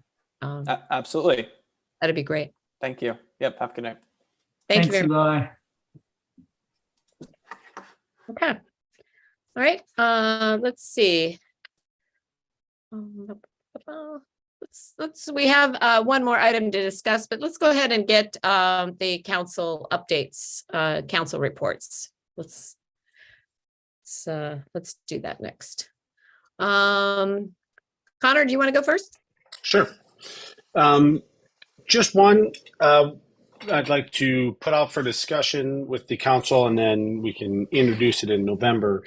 But I'd like to ask that we start a ad hoc committee to review, at least start with St. Paul Park and Reinhardt Park, the two parks that have playground equipment, to look at improvements that could be made to the playground equipment to make it more inclusive to kids with physical disabilities. So it coincides with some neighbors on the north side who had inquired about it, and myself and Ann and Mayor Tracy just happened to be at the MML Fall Conference and had a chance to look over some of the new inclusive playground apparatuses that some of the vendors had there. So I just wanted to open it up initially tonight and then ask that we take it up more formally in November. Okay. Susan, one thing on that, one of the things we'd like to look at is program open space. And so just to put a bug in your ear about, what are the timelines for that, so that we, as we begin to look at this and we think about apparatuses and we think about phasing out how we might want to do stuff, we make sure we meet those deadlines for any, grant applications. Okay, I can send you those. Great. Did we just have one, Susan? I know you asked me about it. We had the community parks and playground. Okay. Was like the end of August, and we did not submit anything for that. Okay. Well, that's a competitive one. Right. But we could apply for that as well. So, so we just need the deadlines. Okay. Yeah. One of the bigger items is, getting away from mulch and doing more of the rubber type of surface. That's a major one. So I think Connor and Ann and I were talking about maybe doing it in probably phases, because there'd be more than so. But speaking of playgrounds, Matt, did playground ever come out for the repair on Reinhardt? They replaced the one climbing wall and they put the LED lights on the Reinhardt Park. They're having some issues finding a replacement for the tunnel that will fit appropriately. So we've been talking with our representative Jeff over there to find something that is if they remove the tunnel, there's nothing that can really go there other than an additional rope walk. So we already have one. So they're looking for something that can fit better. Okay, so the tube is still there with The tube is still there for at least the time with all being. its murals Yeah. inside? Yes, unfortunately. Okay. And Matt, how about, were they going to look at St. Paul Park and the zip line feature that's kind of inoperable? We're looking at a replacement for that as well, yes. All right, before we just go ahead and choose something, and if we bring this up in November, since we're looking at maybe replacing an apparatus, this may be the just coincidentally good timing to look at, those apparatuses that could be included that are more inclusive. Also in the context of the HOC playground equipment we're talking about, maybe we could do both St. Paul and HOC together, So- depending on what they said when we inquired about We that. have Well, I not know- received, go ahead, Tracy. Yeah, well, I was just going to say Al had reached out. He CC'd me on a letter to the executive director for specifics of where they are. And as far as I know, they have not replied, or they at least didn't reply all. So I think they're still either waiting on parts or something, but certainly want to get it, up and going with the repair. But I think our priority would be our own parks, but we could see what we can do with the repair. There's some sort of grant that we could provide for that. But I mean, they just have not been speaking to us regarding, the cost, the estimate, and what needs to be done. So it's a two-way street. So, but anyway, but I'll follow up with Al to see if he got a response from the executive director. Okay, it sounds good. Any objections to us moving forward with looking at our parks to be more inclusive? Okay, good. Good. All right. Anything else? No, thank you. Okay. Anne? I just have one brief item I wanted to flag. Some of you may have seen on the neighborhood listserv that the Parks Weed Warriors program has scheduled 2 dates to gather at Kensington Cabin Park and tackle the weeds and vines that are choking trees. It's October 26th, 10:30 to 12:30 in the morning, and October 30th, 10 to 12. So please spread the word. We'd like a good turnout for that. Did you have to be a weed warrior, or there was some confusion, or you're led by weed warrior? You are led by a certified weed warrior, but if you would like to pursue certification, you can get credit for the hours you spend at the park. Okay. All right. Thank you. And I will put the links in the chat as well for signing up. Okay. Nate? Just two quick announcements about upcoming meetings and events. We have our green team, and I will be chairing our first green team meeting this coming Thursday at Town Hall. Depending on the turnout, we'll probably use the map room, and that's at 7:30 to 8:45. I think it should be on the town calendar now. Hopefully, Alex, thank you, and sorry about that. And then we also have the Walktober event. I forgot to mention when I was introducing Eli that his presentation came at a good time because we're now in Walktober. So we have our annual Walktober event on the 29th with the rain date on the 30th. Hopefully it doesn't rain and conflict with the Weed Warriors, but that will start at Reinhardt Park. We'll look for the first hour at some of the improvements that we were mentioning within the last hour when Eli was here along Connecticut Avenue. And then the second hour of the 2-hour time frame will be doing a walkability audit training for the public who want to get involved with that process that we just discussed. Great. Okay. Darren? You're muted. Unmute myself and add that we have a mobility and traffic committee meeting on Monday the 18th. Is it Monday? Let me just confirm that. Tuesday at 7 p.m. And we're just going to sort of go through a variety of priorities that we considered in the past and kind of regroup, because we haven't met for a while. I've not met for a while because I wasn't on it last year. Just to sort of figure out, now that traffic has come back after the pandemic, what are the priorities that we want to focus on? And so anybody who wants to join, that will be, correct me, Nate and Matt, that will be by Zoom. Yes. Okay. Okay. The 18th is a Tuesday. It is. Yeah. Okay, great. And the as I think Connor mentioned that Connor, Ann, and I were at the fall MML conference on Sunday through today. And it was a very good meeting, and it's always good to get together with our other municipal leaders and talk about how awful State Highway is. It's always good. I think there was somebody in Poolsville, Nate, you'll love this. They say they took over a part of a state highway. They just kind of took possession of it that runs in their town. But I think it's a 2-lane road and not probably quite as exciting as Connecticut Avenue is. So I don't know, but that's what they claim, that they just took it over. Maybe, yeah. Don't give Matt any ideas. I know. He won't like it when we have to go to pave it, though. I think that might be a little bit. So pave it and remove the snow. So the snow removal. We are bringing Pumpkin Rock and Roll back. It'll be on the 30th at Warner Circle Park. That'll probably be our last event, at least in the back of the house for a while. The county has come to an agreement with the restoration and the addition to the building with the developer, and very excited to see the house start being restored and put back into use. So that's a good thing. So we should see some action definitely there by the spring. So if not before.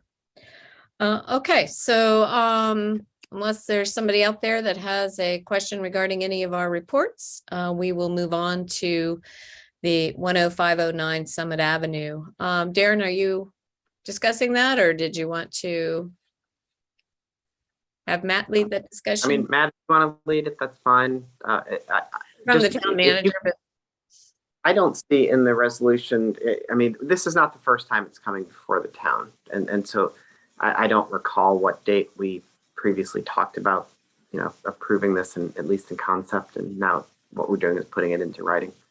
So if you want to, if you're able to add that, Matt, Sure. I appreciate it. So 10509 Summit Avenue LLC made a request in November 2020, so almost 2 years ago, to use a portion of the public right-of-way on the west end of Kaiser Place, which is between Summit Avenue and Dietrich, as a public plaza to meet their requirements for the flats at Knoll Station project, which will be located at the corner of Knowles and Summit Avenue. The council agreed to allow, the council at the time allowed the developer to move forward with it. And we are now drafting the declaration of covenants and have a resolution in return for the public plaza. We are requesting that a sidewalk be installed on the south side of Kaiser between Dietrich Avenue and the public plaza, that the developer maintains the property or the public plaza area. They are also responsible for the improvements, and that the town will still maintain it under our jurisdiction, but will not have any maintenance responsibilities. and can we be clear that this is not, we are not giving the land to the developer? Correct. So it will be maintained as public right of way or a public plaza. It will be under our jurisdiction. We are just requiring the developer, or if the property is ever transferred, whoever takes ownership of it, to maintain the public plaza area. So in speaking with planning previously a couple of years ago, this is a somewhat common request, especially in urban areas where they don't have enough public area, where they'll designate a certain public right of way for the plaza or public space. So, Okay. But will the condo association be maintaining it? Or No, no, it will be the flats. We specifically wrote within the Declaration of Covenants that it will be 10509 Summit LLC, which is the flats, and not the townhome project. There was a draft Declaration of Covenants from the developer originally that had the townhomes, HOA maintaining it. Our town attorney advised against that, and Montgomery Planning agreed as well. And what happens if the flats no longer exists or sells? It would be under a surety bond. We would have a surety bond on the development, but that would go with the flats project. So, I mean, this probably will not be developed until they start breaking ground at the flats. So, Okay, do we have a requirement that they finish this portion of it before they finish the flats? we can write that into the bond. We can certainly do that, or we can have Sue Ellen draft it into this Declaration of Covenants. I just feel like it could be dragged out for years if it's not done. You know, I mean, I would like to see a time period that our expectation that it'll be completed. The council has the authority to essentially put anything they want into this covenant. So we can add that into it and, you know, request that the public plaza is built before the flats project is started, or at least, you know, starting soon. That's something we can certainly include. Can we just ask them to do it when they finish the condos, upon completion of the condos? I actually thought I saw a bunch of bricks there. Were they not planning on using that? I wasn't sure if those were left over from the house. Okay. The bricks that are at the end of the street right now are left over from the townhomes. They're not for the public plaza. Okay. So Will there be a sign? Are they going to do kind of like a welcome to Kensington? the sign? existing the town of Kensington sign that was there, that was removed for the construction, will be replaced by the developer. Our existing sign will be replaced. Correct. Do we need to approve this tonight?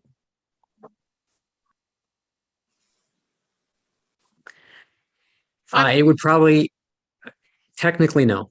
You know, we could do it in November. It is available to review and approve this evening.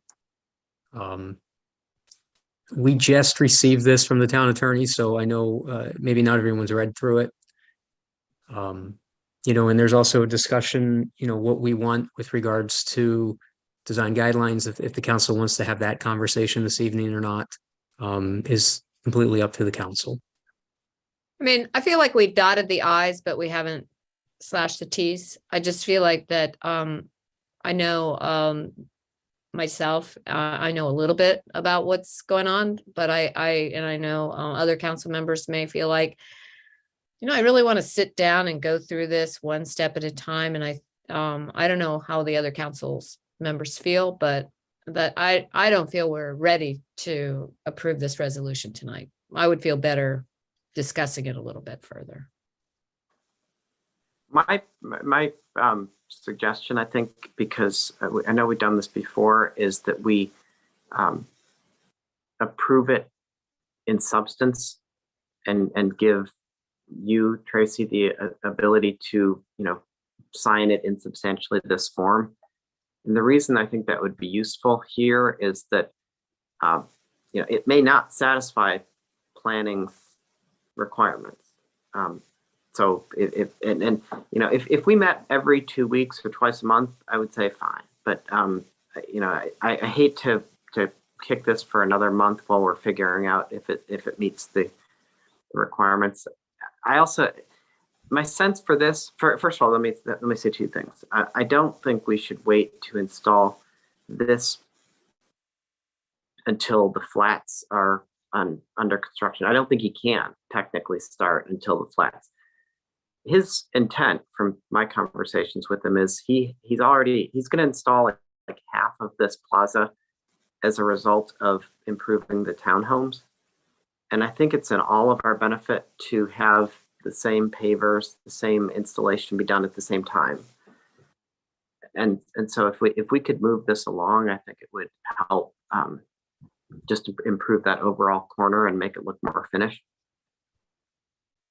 So if you're amenable to it, I would just sort of, I would like to give you the authority to approve it once you know that what you have in front of you is acceptable to the developer and to planning. Well, I don't know how we know it's acceptable. I mean, you have to sign it and then give it to them, right? Right, I think we would, yeah. And again, I guess another point I would make about this is we're not talking rocket science here. If this were a covenant regarding the allocation of parking spaces within his project to us, I would think we'd want to be really thorough.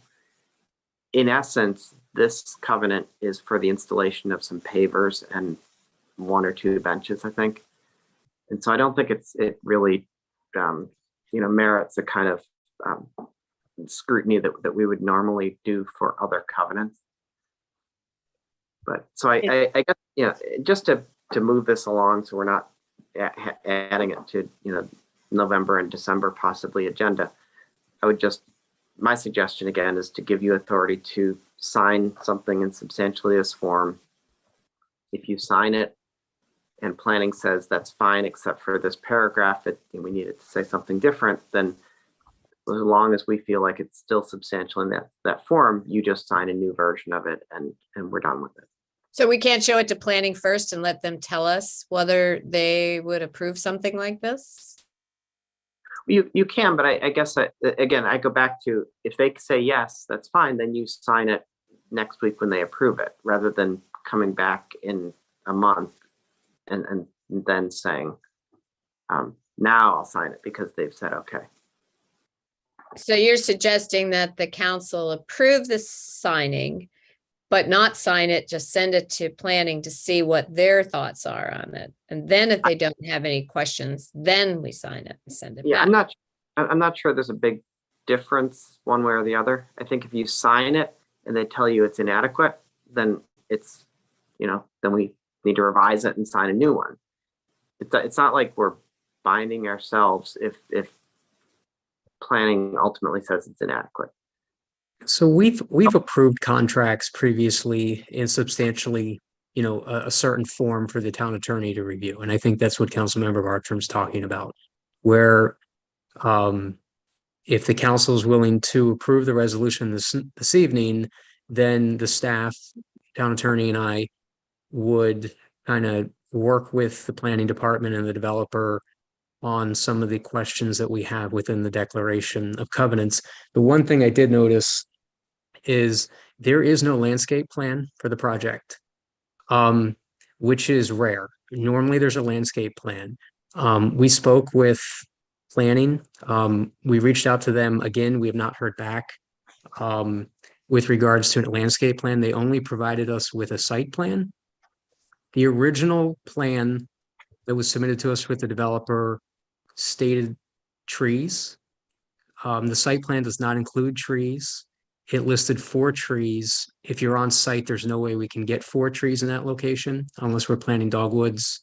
There's some questions that staff could work with on the developer if you're willing to go that route this evening.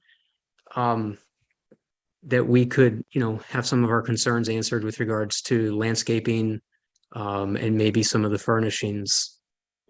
But it's up, the council needs to have this conversation. So I'm glad you brought that up, Matt, because I did notice in the final paragraph where they're talking about the planter boxes and the trees, it does say with plans subject to approval by the town. So is that the intent, that they would come back, after having this staff dialogue with a landscape plan that we would then have an opportunity to review and approve? I'm very comfortable communicating with planning and the developer to make sure that our expectations are met for the public plaza area. So if the council wants to proceed with the resolution this evening, Town Attorney Ferguson and I can work with them to make sure that there is an adequate landscape plan and that the furnishings meet our expectations along with everything else outlined within the Declaration of Covenants. Okay.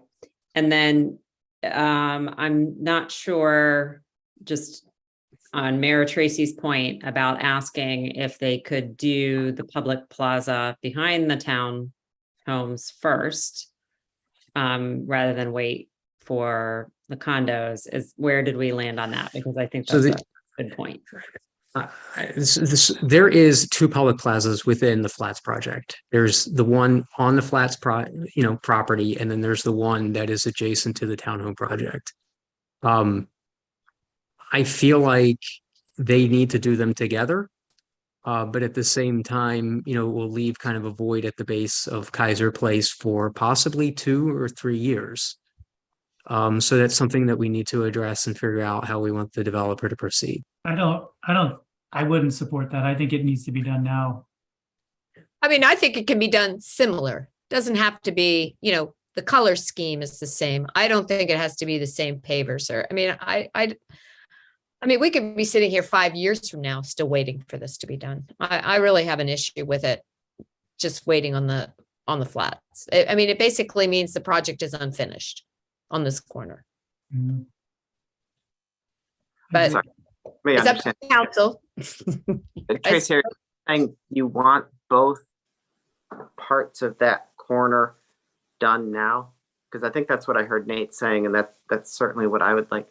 I don't care what they do across the street on the flats, because they can't do that until they build the project, and they can't do that until they get through the record plat.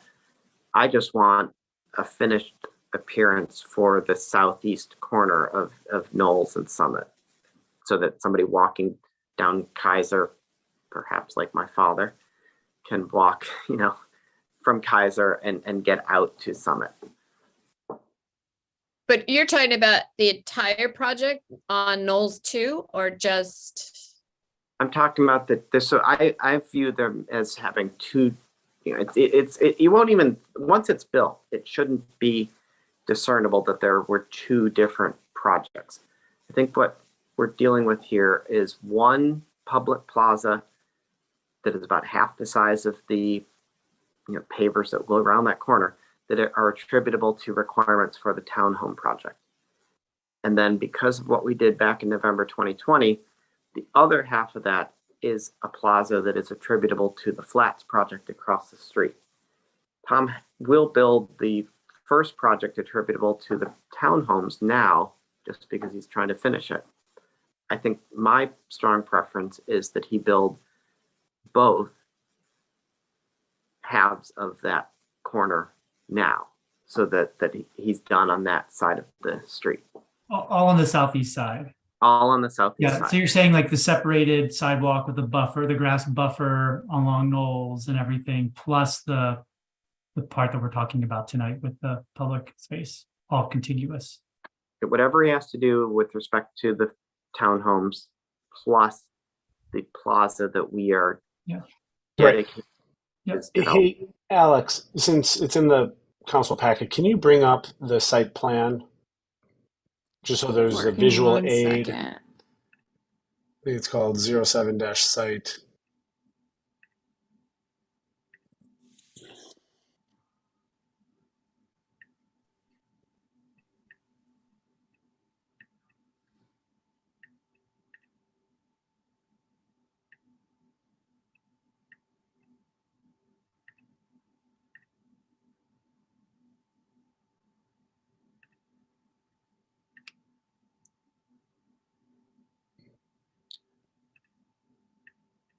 Agenda. So sorry, my computer is freezing. That's right. Let me do it. I think I can do it, right? Oh shoot, that's not everything. Yeah, that's only the agenda. You want Connor to do it? Yeah, let me see if I've got it. All right. While you're pulling it up, I just have a quick question. What if they decide not to, or they're not maintaining it, and something happens and someone hurts themselves? Who's liable? I'm sorry, what was the question, Nate? Are we liable if someone hurts themselves if this area is not being maintained, or? It's public, well, it's public space, so the town would always be somewhat liable. But if it's directly due to maintenance from the developer, then obviously, you know, if there was litigation, they would probably bring it towards both the town and the developer, or at that point, whoever owns 10509 Summit Avenue LLC. Okay. So We just are asked to be additionally insured within the declaration of covenants. So just to continue this conversation with the visual aid of the site plan, right? This is Summit Avenue going south to north. This is Knowles Avenue. This section here, these are the 6 townhomes that are under construction or recently finished right here. There are 2 sections of green, one on the south side of Knowles, one on the north side of Knowles. There is a section of blue, and then there are the 2 sections of, I will call them pink. So Darren, what you were saying is all these areas south of Knowles, you would like to see finished now, realizing that this area north of Knowles, that is also public plaza and was part of their public space calculation for the 10509 project, cannot be completed until that project is completed. But what we're discussing is this green area here was included in this project up here as part of their public space calculation, but we are asking that they begin, do the construction and completion of this section to the south now prior to waiting for this whole project to start. That's correct. And I think the developer wants to. I mean, he's going to finish the 2 pink areas and the blue area as part of finishing up the townhomes. And I think while he has a crew in building really what's, I guess, the blue area, he wants to build the green. And I think that's to our benefit.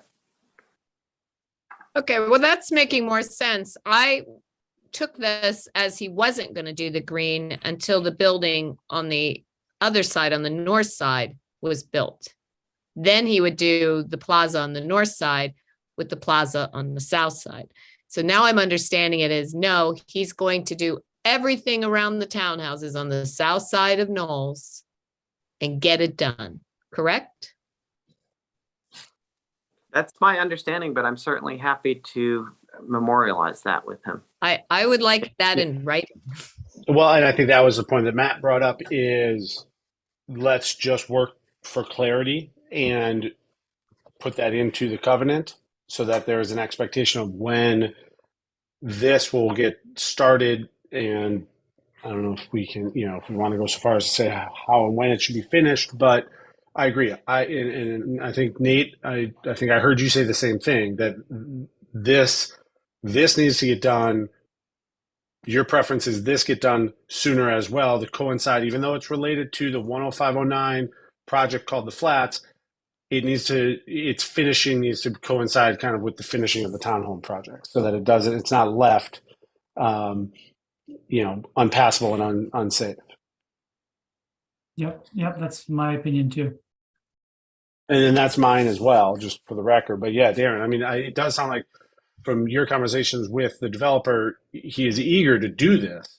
And I too would be eager to have him do this and not, realizing that the calculations are tied to another project. That doesn't mean the timeline has to be. I think this is one of those situations where it's in everybody's interest to move forward with this declaration now, because he builds the thing sooner, and having the declaration approved by planning helps him, chug towards a final approval to build across the street.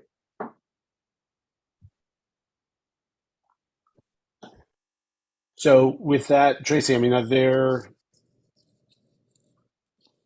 how do we want to proceed then with the declaration of covenants, the draft resolution that's before us today?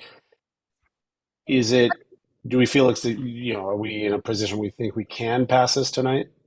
Well, Sue Ellen reviewed it. Did she write it, Matt? So, I mean, I trust what she did. I think what I want is a commitment from the developer of when this is going to get done. Well, Matt, and you said, to the council's preference, if we want to revise this to include language on when it is to, needs to start within 180 days or 90 days of us, we can do that. Yeah, we can revise it again. It would be similar to any of the contracts that we passed previously, where we essentially would send it to the town attorney to finalize the contract agreements. In this case, there's some questions that we need answered. When is the project going to start? When will it be completed by? We still need some clarification on the landscaping plan. We can clarify that this project needs to be included with the public spaces for the townhomes at Knoll Station project. At that point, I think, or at least I'm comfortable moving forward with the understanding that we can complete these for the council. Is there any penalty for not completing the job?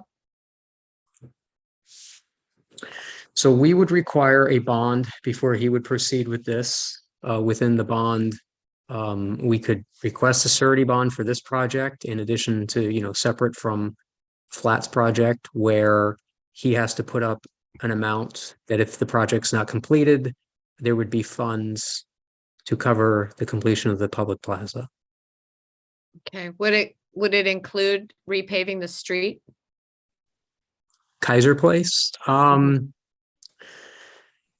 Well, Washington Gas will do the repaving for the gas work. I don't know how that would work. I could talk with Washington Gas, but they should be repaving Kaiser following the temporary patching for the gas connections that they've done for the 6 townhomes. Okay, because the entire street is a mess. I'm not sure how far down. It's to the base of the street, so. Okay. But part of the base of the street, though, is the plaza, right? Correct. So it'd be better to have the plaza in before WGL comes to, because they could be paving over part of the new plaza.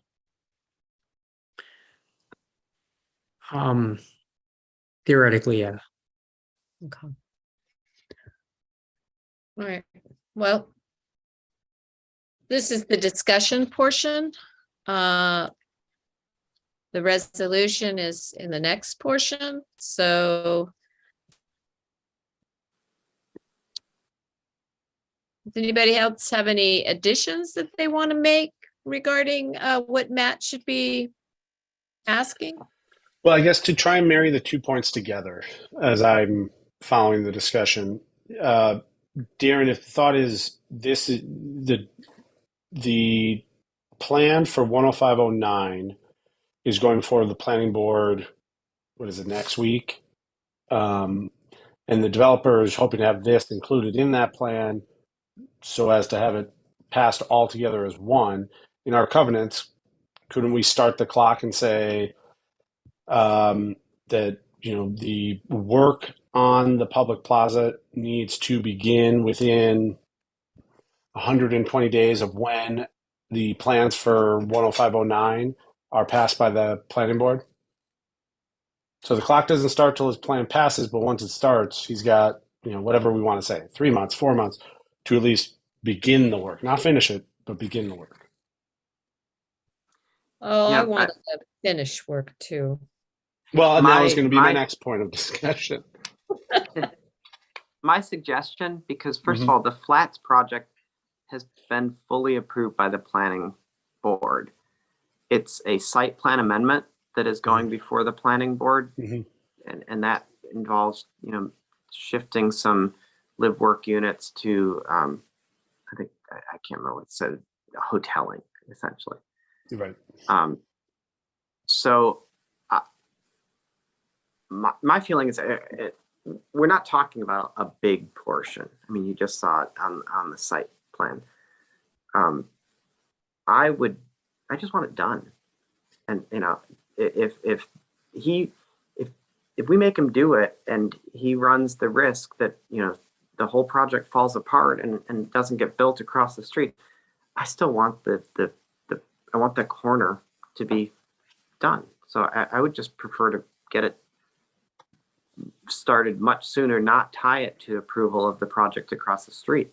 Go ahead. It's not expense to install pavers and Yep. benches and a couple of trees. I agree. I was trying to make sure, I was trying to figure out exactly what your point was. If it was, so I'm in support of what you just said. I'd rather, how do we want to write this to hard code in that it needs to start soonest and be finished soonest plus 90 days, so that it's in the covenant, as Mayor Tracy indicated, so that there's no ambiguity that of our expectation as to when it's going to start. So optimally, let's just request that he start when he starts the connected portion that's related to the town hall. The blue If- portion that we had up there. If planning tells us we can't do that, then we'll deal with it. But for right now, I would, yeah. So I would like him to do the green when he does the blue. Got it. Okay. Matt, you can make that legal, right? Yeah, I'll talk with the town attorney. We might write something in there that they have to complete it within 180 days of the signing of the declaration, or some kind of language that Sue Ellen would suggest. And we'll just write in that he needs to do a surety bond to cover the project in case the project does not finish. Mhm. So I'm good with that. Okay. Does anybody in the audience have a question regarding this topic? David? Romeo? Thank you, Mayor Furman. Uh-huh. I noticed in the attachments to the agenda for this evening's meeting, there was a section about some light posts. Does that pertain to this plaza? that is for the public area, which would be on the flat side. There's no proposed lighting in the public plaza for what would be between at the base of Kaiser over to Summit. There's some benches. There's 3 benches, and there is some vegetation that was initially proposed. It's not in the site plan. That's what we mentioned. We're missing a landscape plan. There's no landscape plan for the project, but we will put some language in there within the declaration of covenant to make sure that there is at least something in there that is representative of what the developer first proposed to the council back in 2020. I just wanted to make a brief comment that this Wadworth series pole has a WFCL2 fixture or lantern atop the pole, which is, from my understanding, a full cutoff LED fixture, which will, I hope, provide adequate lighting, but not excessive overlighting, and minimize the degree of light pollution. So the council, in consideration of this landscaping, if they would take that into consideration in approval of the project, I would appreciate it. Okay, thank you, David. Oh, I just wanted to post 2 links regarding the lantern and the type 3 LED distribution light pattern, which apparently is I had the impression was a characteristic of this particular lantern, but I don't see it now. Some types are better situated for other situations than streets versus sidewalks, that type of thing. So I just submit that for your consideration if you are of interest. Okay, thank you. Any other questions? Okay, I'm not seeing any hands. I did just want to offer, Matt, as you work on the landscape plan with them, from a greenscape committee perspective, I'd like to be involved and helpful to you if I can be.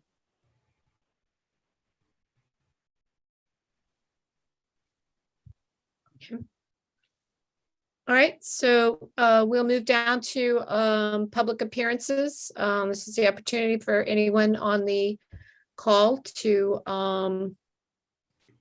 bring up something that is not on the agenda.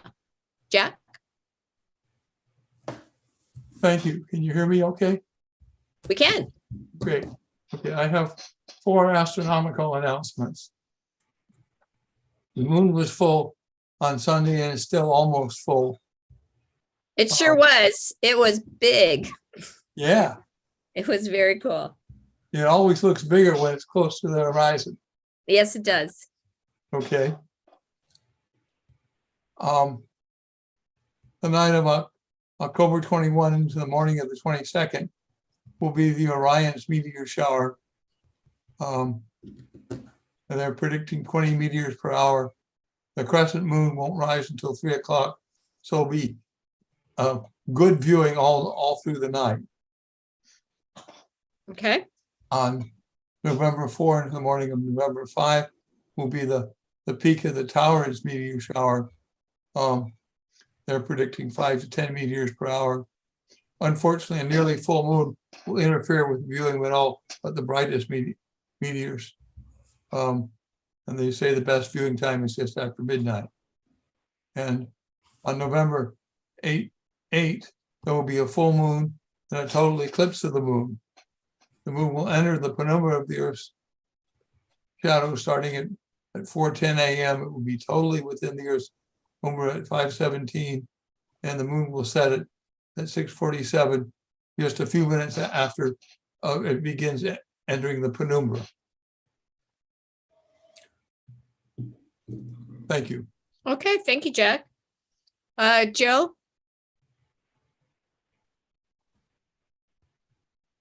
Thank you. Interesting discussion just recently about the streets that are a mess. That certainly characterizes a substantial portion of Frederick Avenue here in the south side of town. This has been the site, as I've mentioned at previous council meetings, the site of a prolonged on again, off again, on again project by Washington Gas.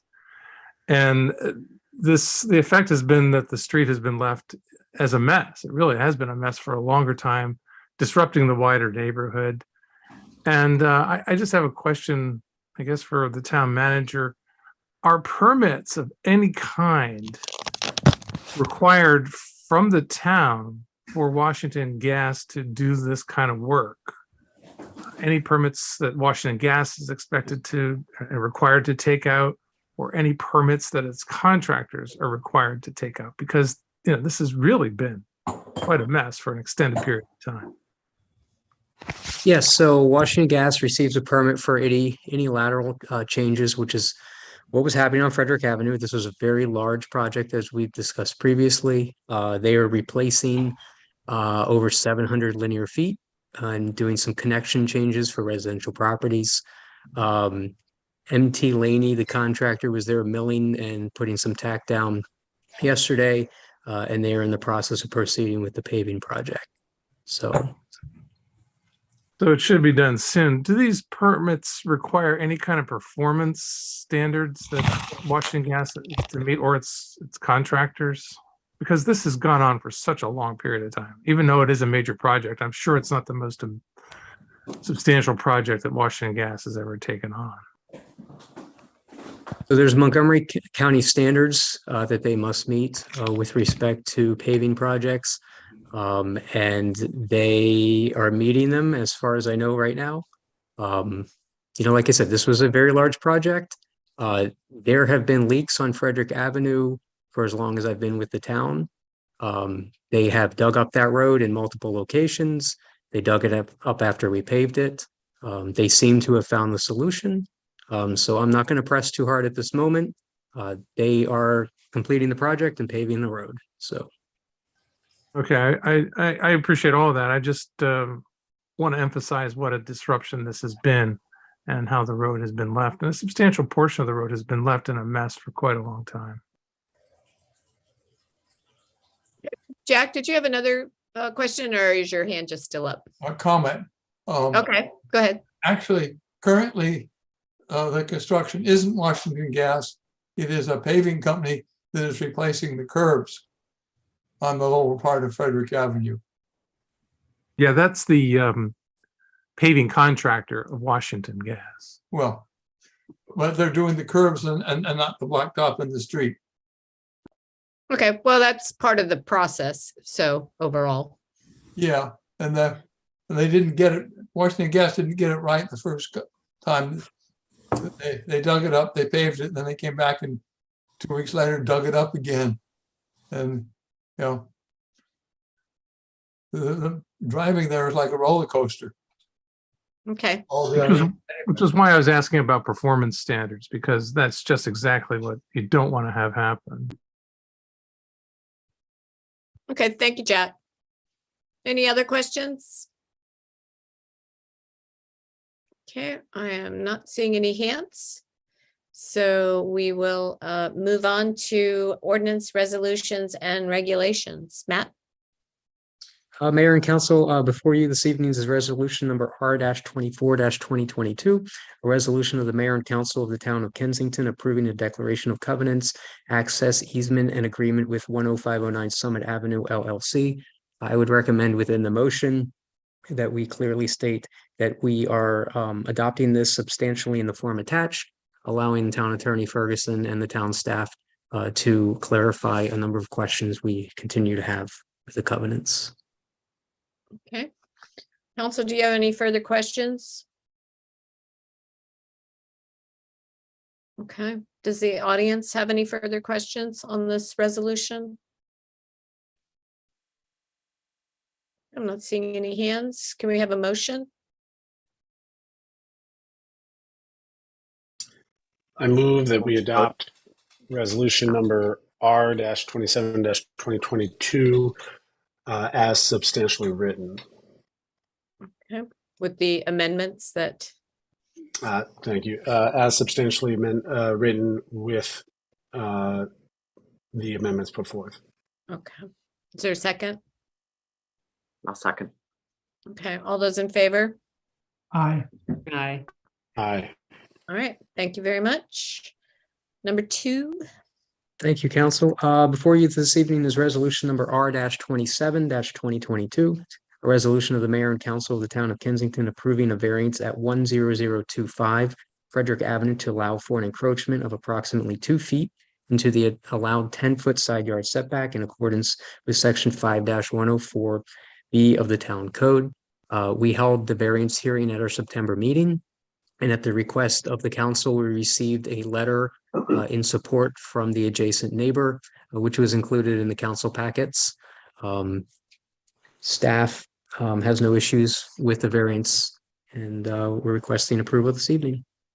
Okay. Counselor, do you have any questions regarding the resolution? Okay, does anyone in the audience have any questions regarding the resolution? I'm not seeing any hands. Okay. Is there a motion? I'll make a motion to adopt resolution number R-27-2022. Is there a second? I'll second that. All those in favor? Aye. Okay, thank you very much. Matt, when does that, once it's signed, when does it, do we have to wait 30 days on the resolution, or is it can go right away? Can't hear you. Sorry, so as soon as we sign the resolution, they may proceed. Okay, They may begin filing permits with the town and the county. Formally, we do have most of the documentation from the architect so far, but we'll proceed with the permitting. So good. Thank you, Mr. Snow. Thanks, folks. Okay. All right, number 3. thank you, Council. The last resolution this evening is resolution number R-28-2022, a resolution of the Mayor and Town Council of Kensington authorizing the extension of the existing refuse and recycling contract with Ecology Services Refuse and Recycling LLC for the term of 1 year. We had an existing 3-year contract with Ecology, and within the 3-year contract, there are 3 1-year renewal options. We need to approve the renewal in agreement with Ecology. This would be the second 1-year renewal, which would leave us 1 1-year renewal next year. Okay. Council, do you have any questions? I see a hand for, from the audience for the resolution. Joe? I'm wondering whether there's any contract increase with this extension. There's a 2.5% contract increase within the 1 year increment. There is the potential for more increases depending on transfer station fees, dumping fees, or if there's any amendments or revisions we may have to make throughout the year, which are allowed within the contract. How much is the contract worth? What's the value, the monetary value? About 190,000. So can you tell me how much the increase is? You said 2.5%? 2.5%. I think refuse collection overall has been very good with this company. I think this has been a good move. The only problem that I see periodically recurring is that their trucks leave oily patches on the streets, and this happens from time to time. It doesn't happen all the time. And over the years, I've brought this to the attention of the town staff, and it continues to be a problem. And I wonder, Matt, if you're aware of that as well. Yeah, so anytime we get any, comments with regards to the ecology or a prior refuse collector, especially pertaining to leakage of lines, we advise the route supervisor immediately. We are very happy with ecology of our contractors. They're probably the best that we've had since we've gone outsourcing. It was very difficult the first year of COVID. We were very concerned in the town. Ecology could not keep CDL drivers. We were having that issue throughout the county, throughout the state, throughout the country. Ecology was able to collect trash twice a week, brush and recycling once a week during the entirety of COVID. This is a very good organization. I'm very happy with them, and I hope they're with us for quite some time. Yeah, I'm not disputing any of that. I'm just saying that the recurring problem of leaks from their trucks seems to be a performance issue that does the contract address this in any kind of way, directly or indirectly? We advise them anytime we receive comments. The route supervisor checks the trucks. And it's, their responsibility to maintain the trucks so they can keep the route running. Yeah, I guess I was asking if there's anything proactive that they would be doing to keep this from happening, because it does happen. I could reach out to Ecology to get a further answer for you, Joe. Thanks. Okay. Any other questions? Okay. Would someone like to make a motion? Was there a question? I was just going to say, in light of what we're seeing about, labor shortages and inflation year over year compared to a year ago, I think a 2.5% increase is actually very favorable to us. And I'd be happy to make a motion to approve resolution number R-28-2022. Okay. Is there a second? Second it. All Hey, those in- well, wait. can I make a correction Sure. to the resolution? The resolution states number R-28-2021. Can we correct the resolution number on the document? Yes. Thank Yeah. you. Good. On the agenda, it's correct.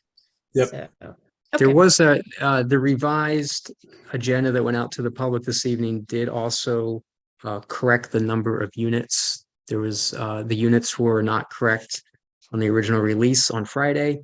You'll notice that we have 6 additional units for the new contract, as opposed to the contract that we agreed to last year for the townhomes. So that would be the change. Okay. All right. Let's say, I don't think we need to redo the motion.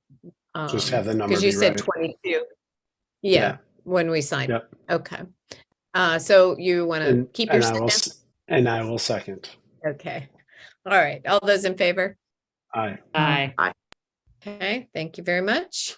All right. I just need a motion to adjourn. I move that we adjourn tonight's meeting. Okay. Is there a second? Second. All those in favor? Aye. Aye. Great. Thank you very much. All right, we Thanks, will everybody. be in person at our November meeting. Is that correct? Or actually, I'm sorry. I know we've elected to adjourn, but Matt, you had a question about the November meeting. So town staff has Friday, November 11th off. This council meeting is scheduled for Monday, November 14th. I was gonna make the request that we bump up the council meeting to November 7th. It's, not necessary.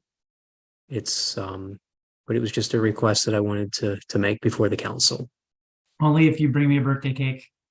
Uh-oh, is it your birthday? No. Yes, No, Nate's birthday. Oh, it's Nate's birthday. Okay.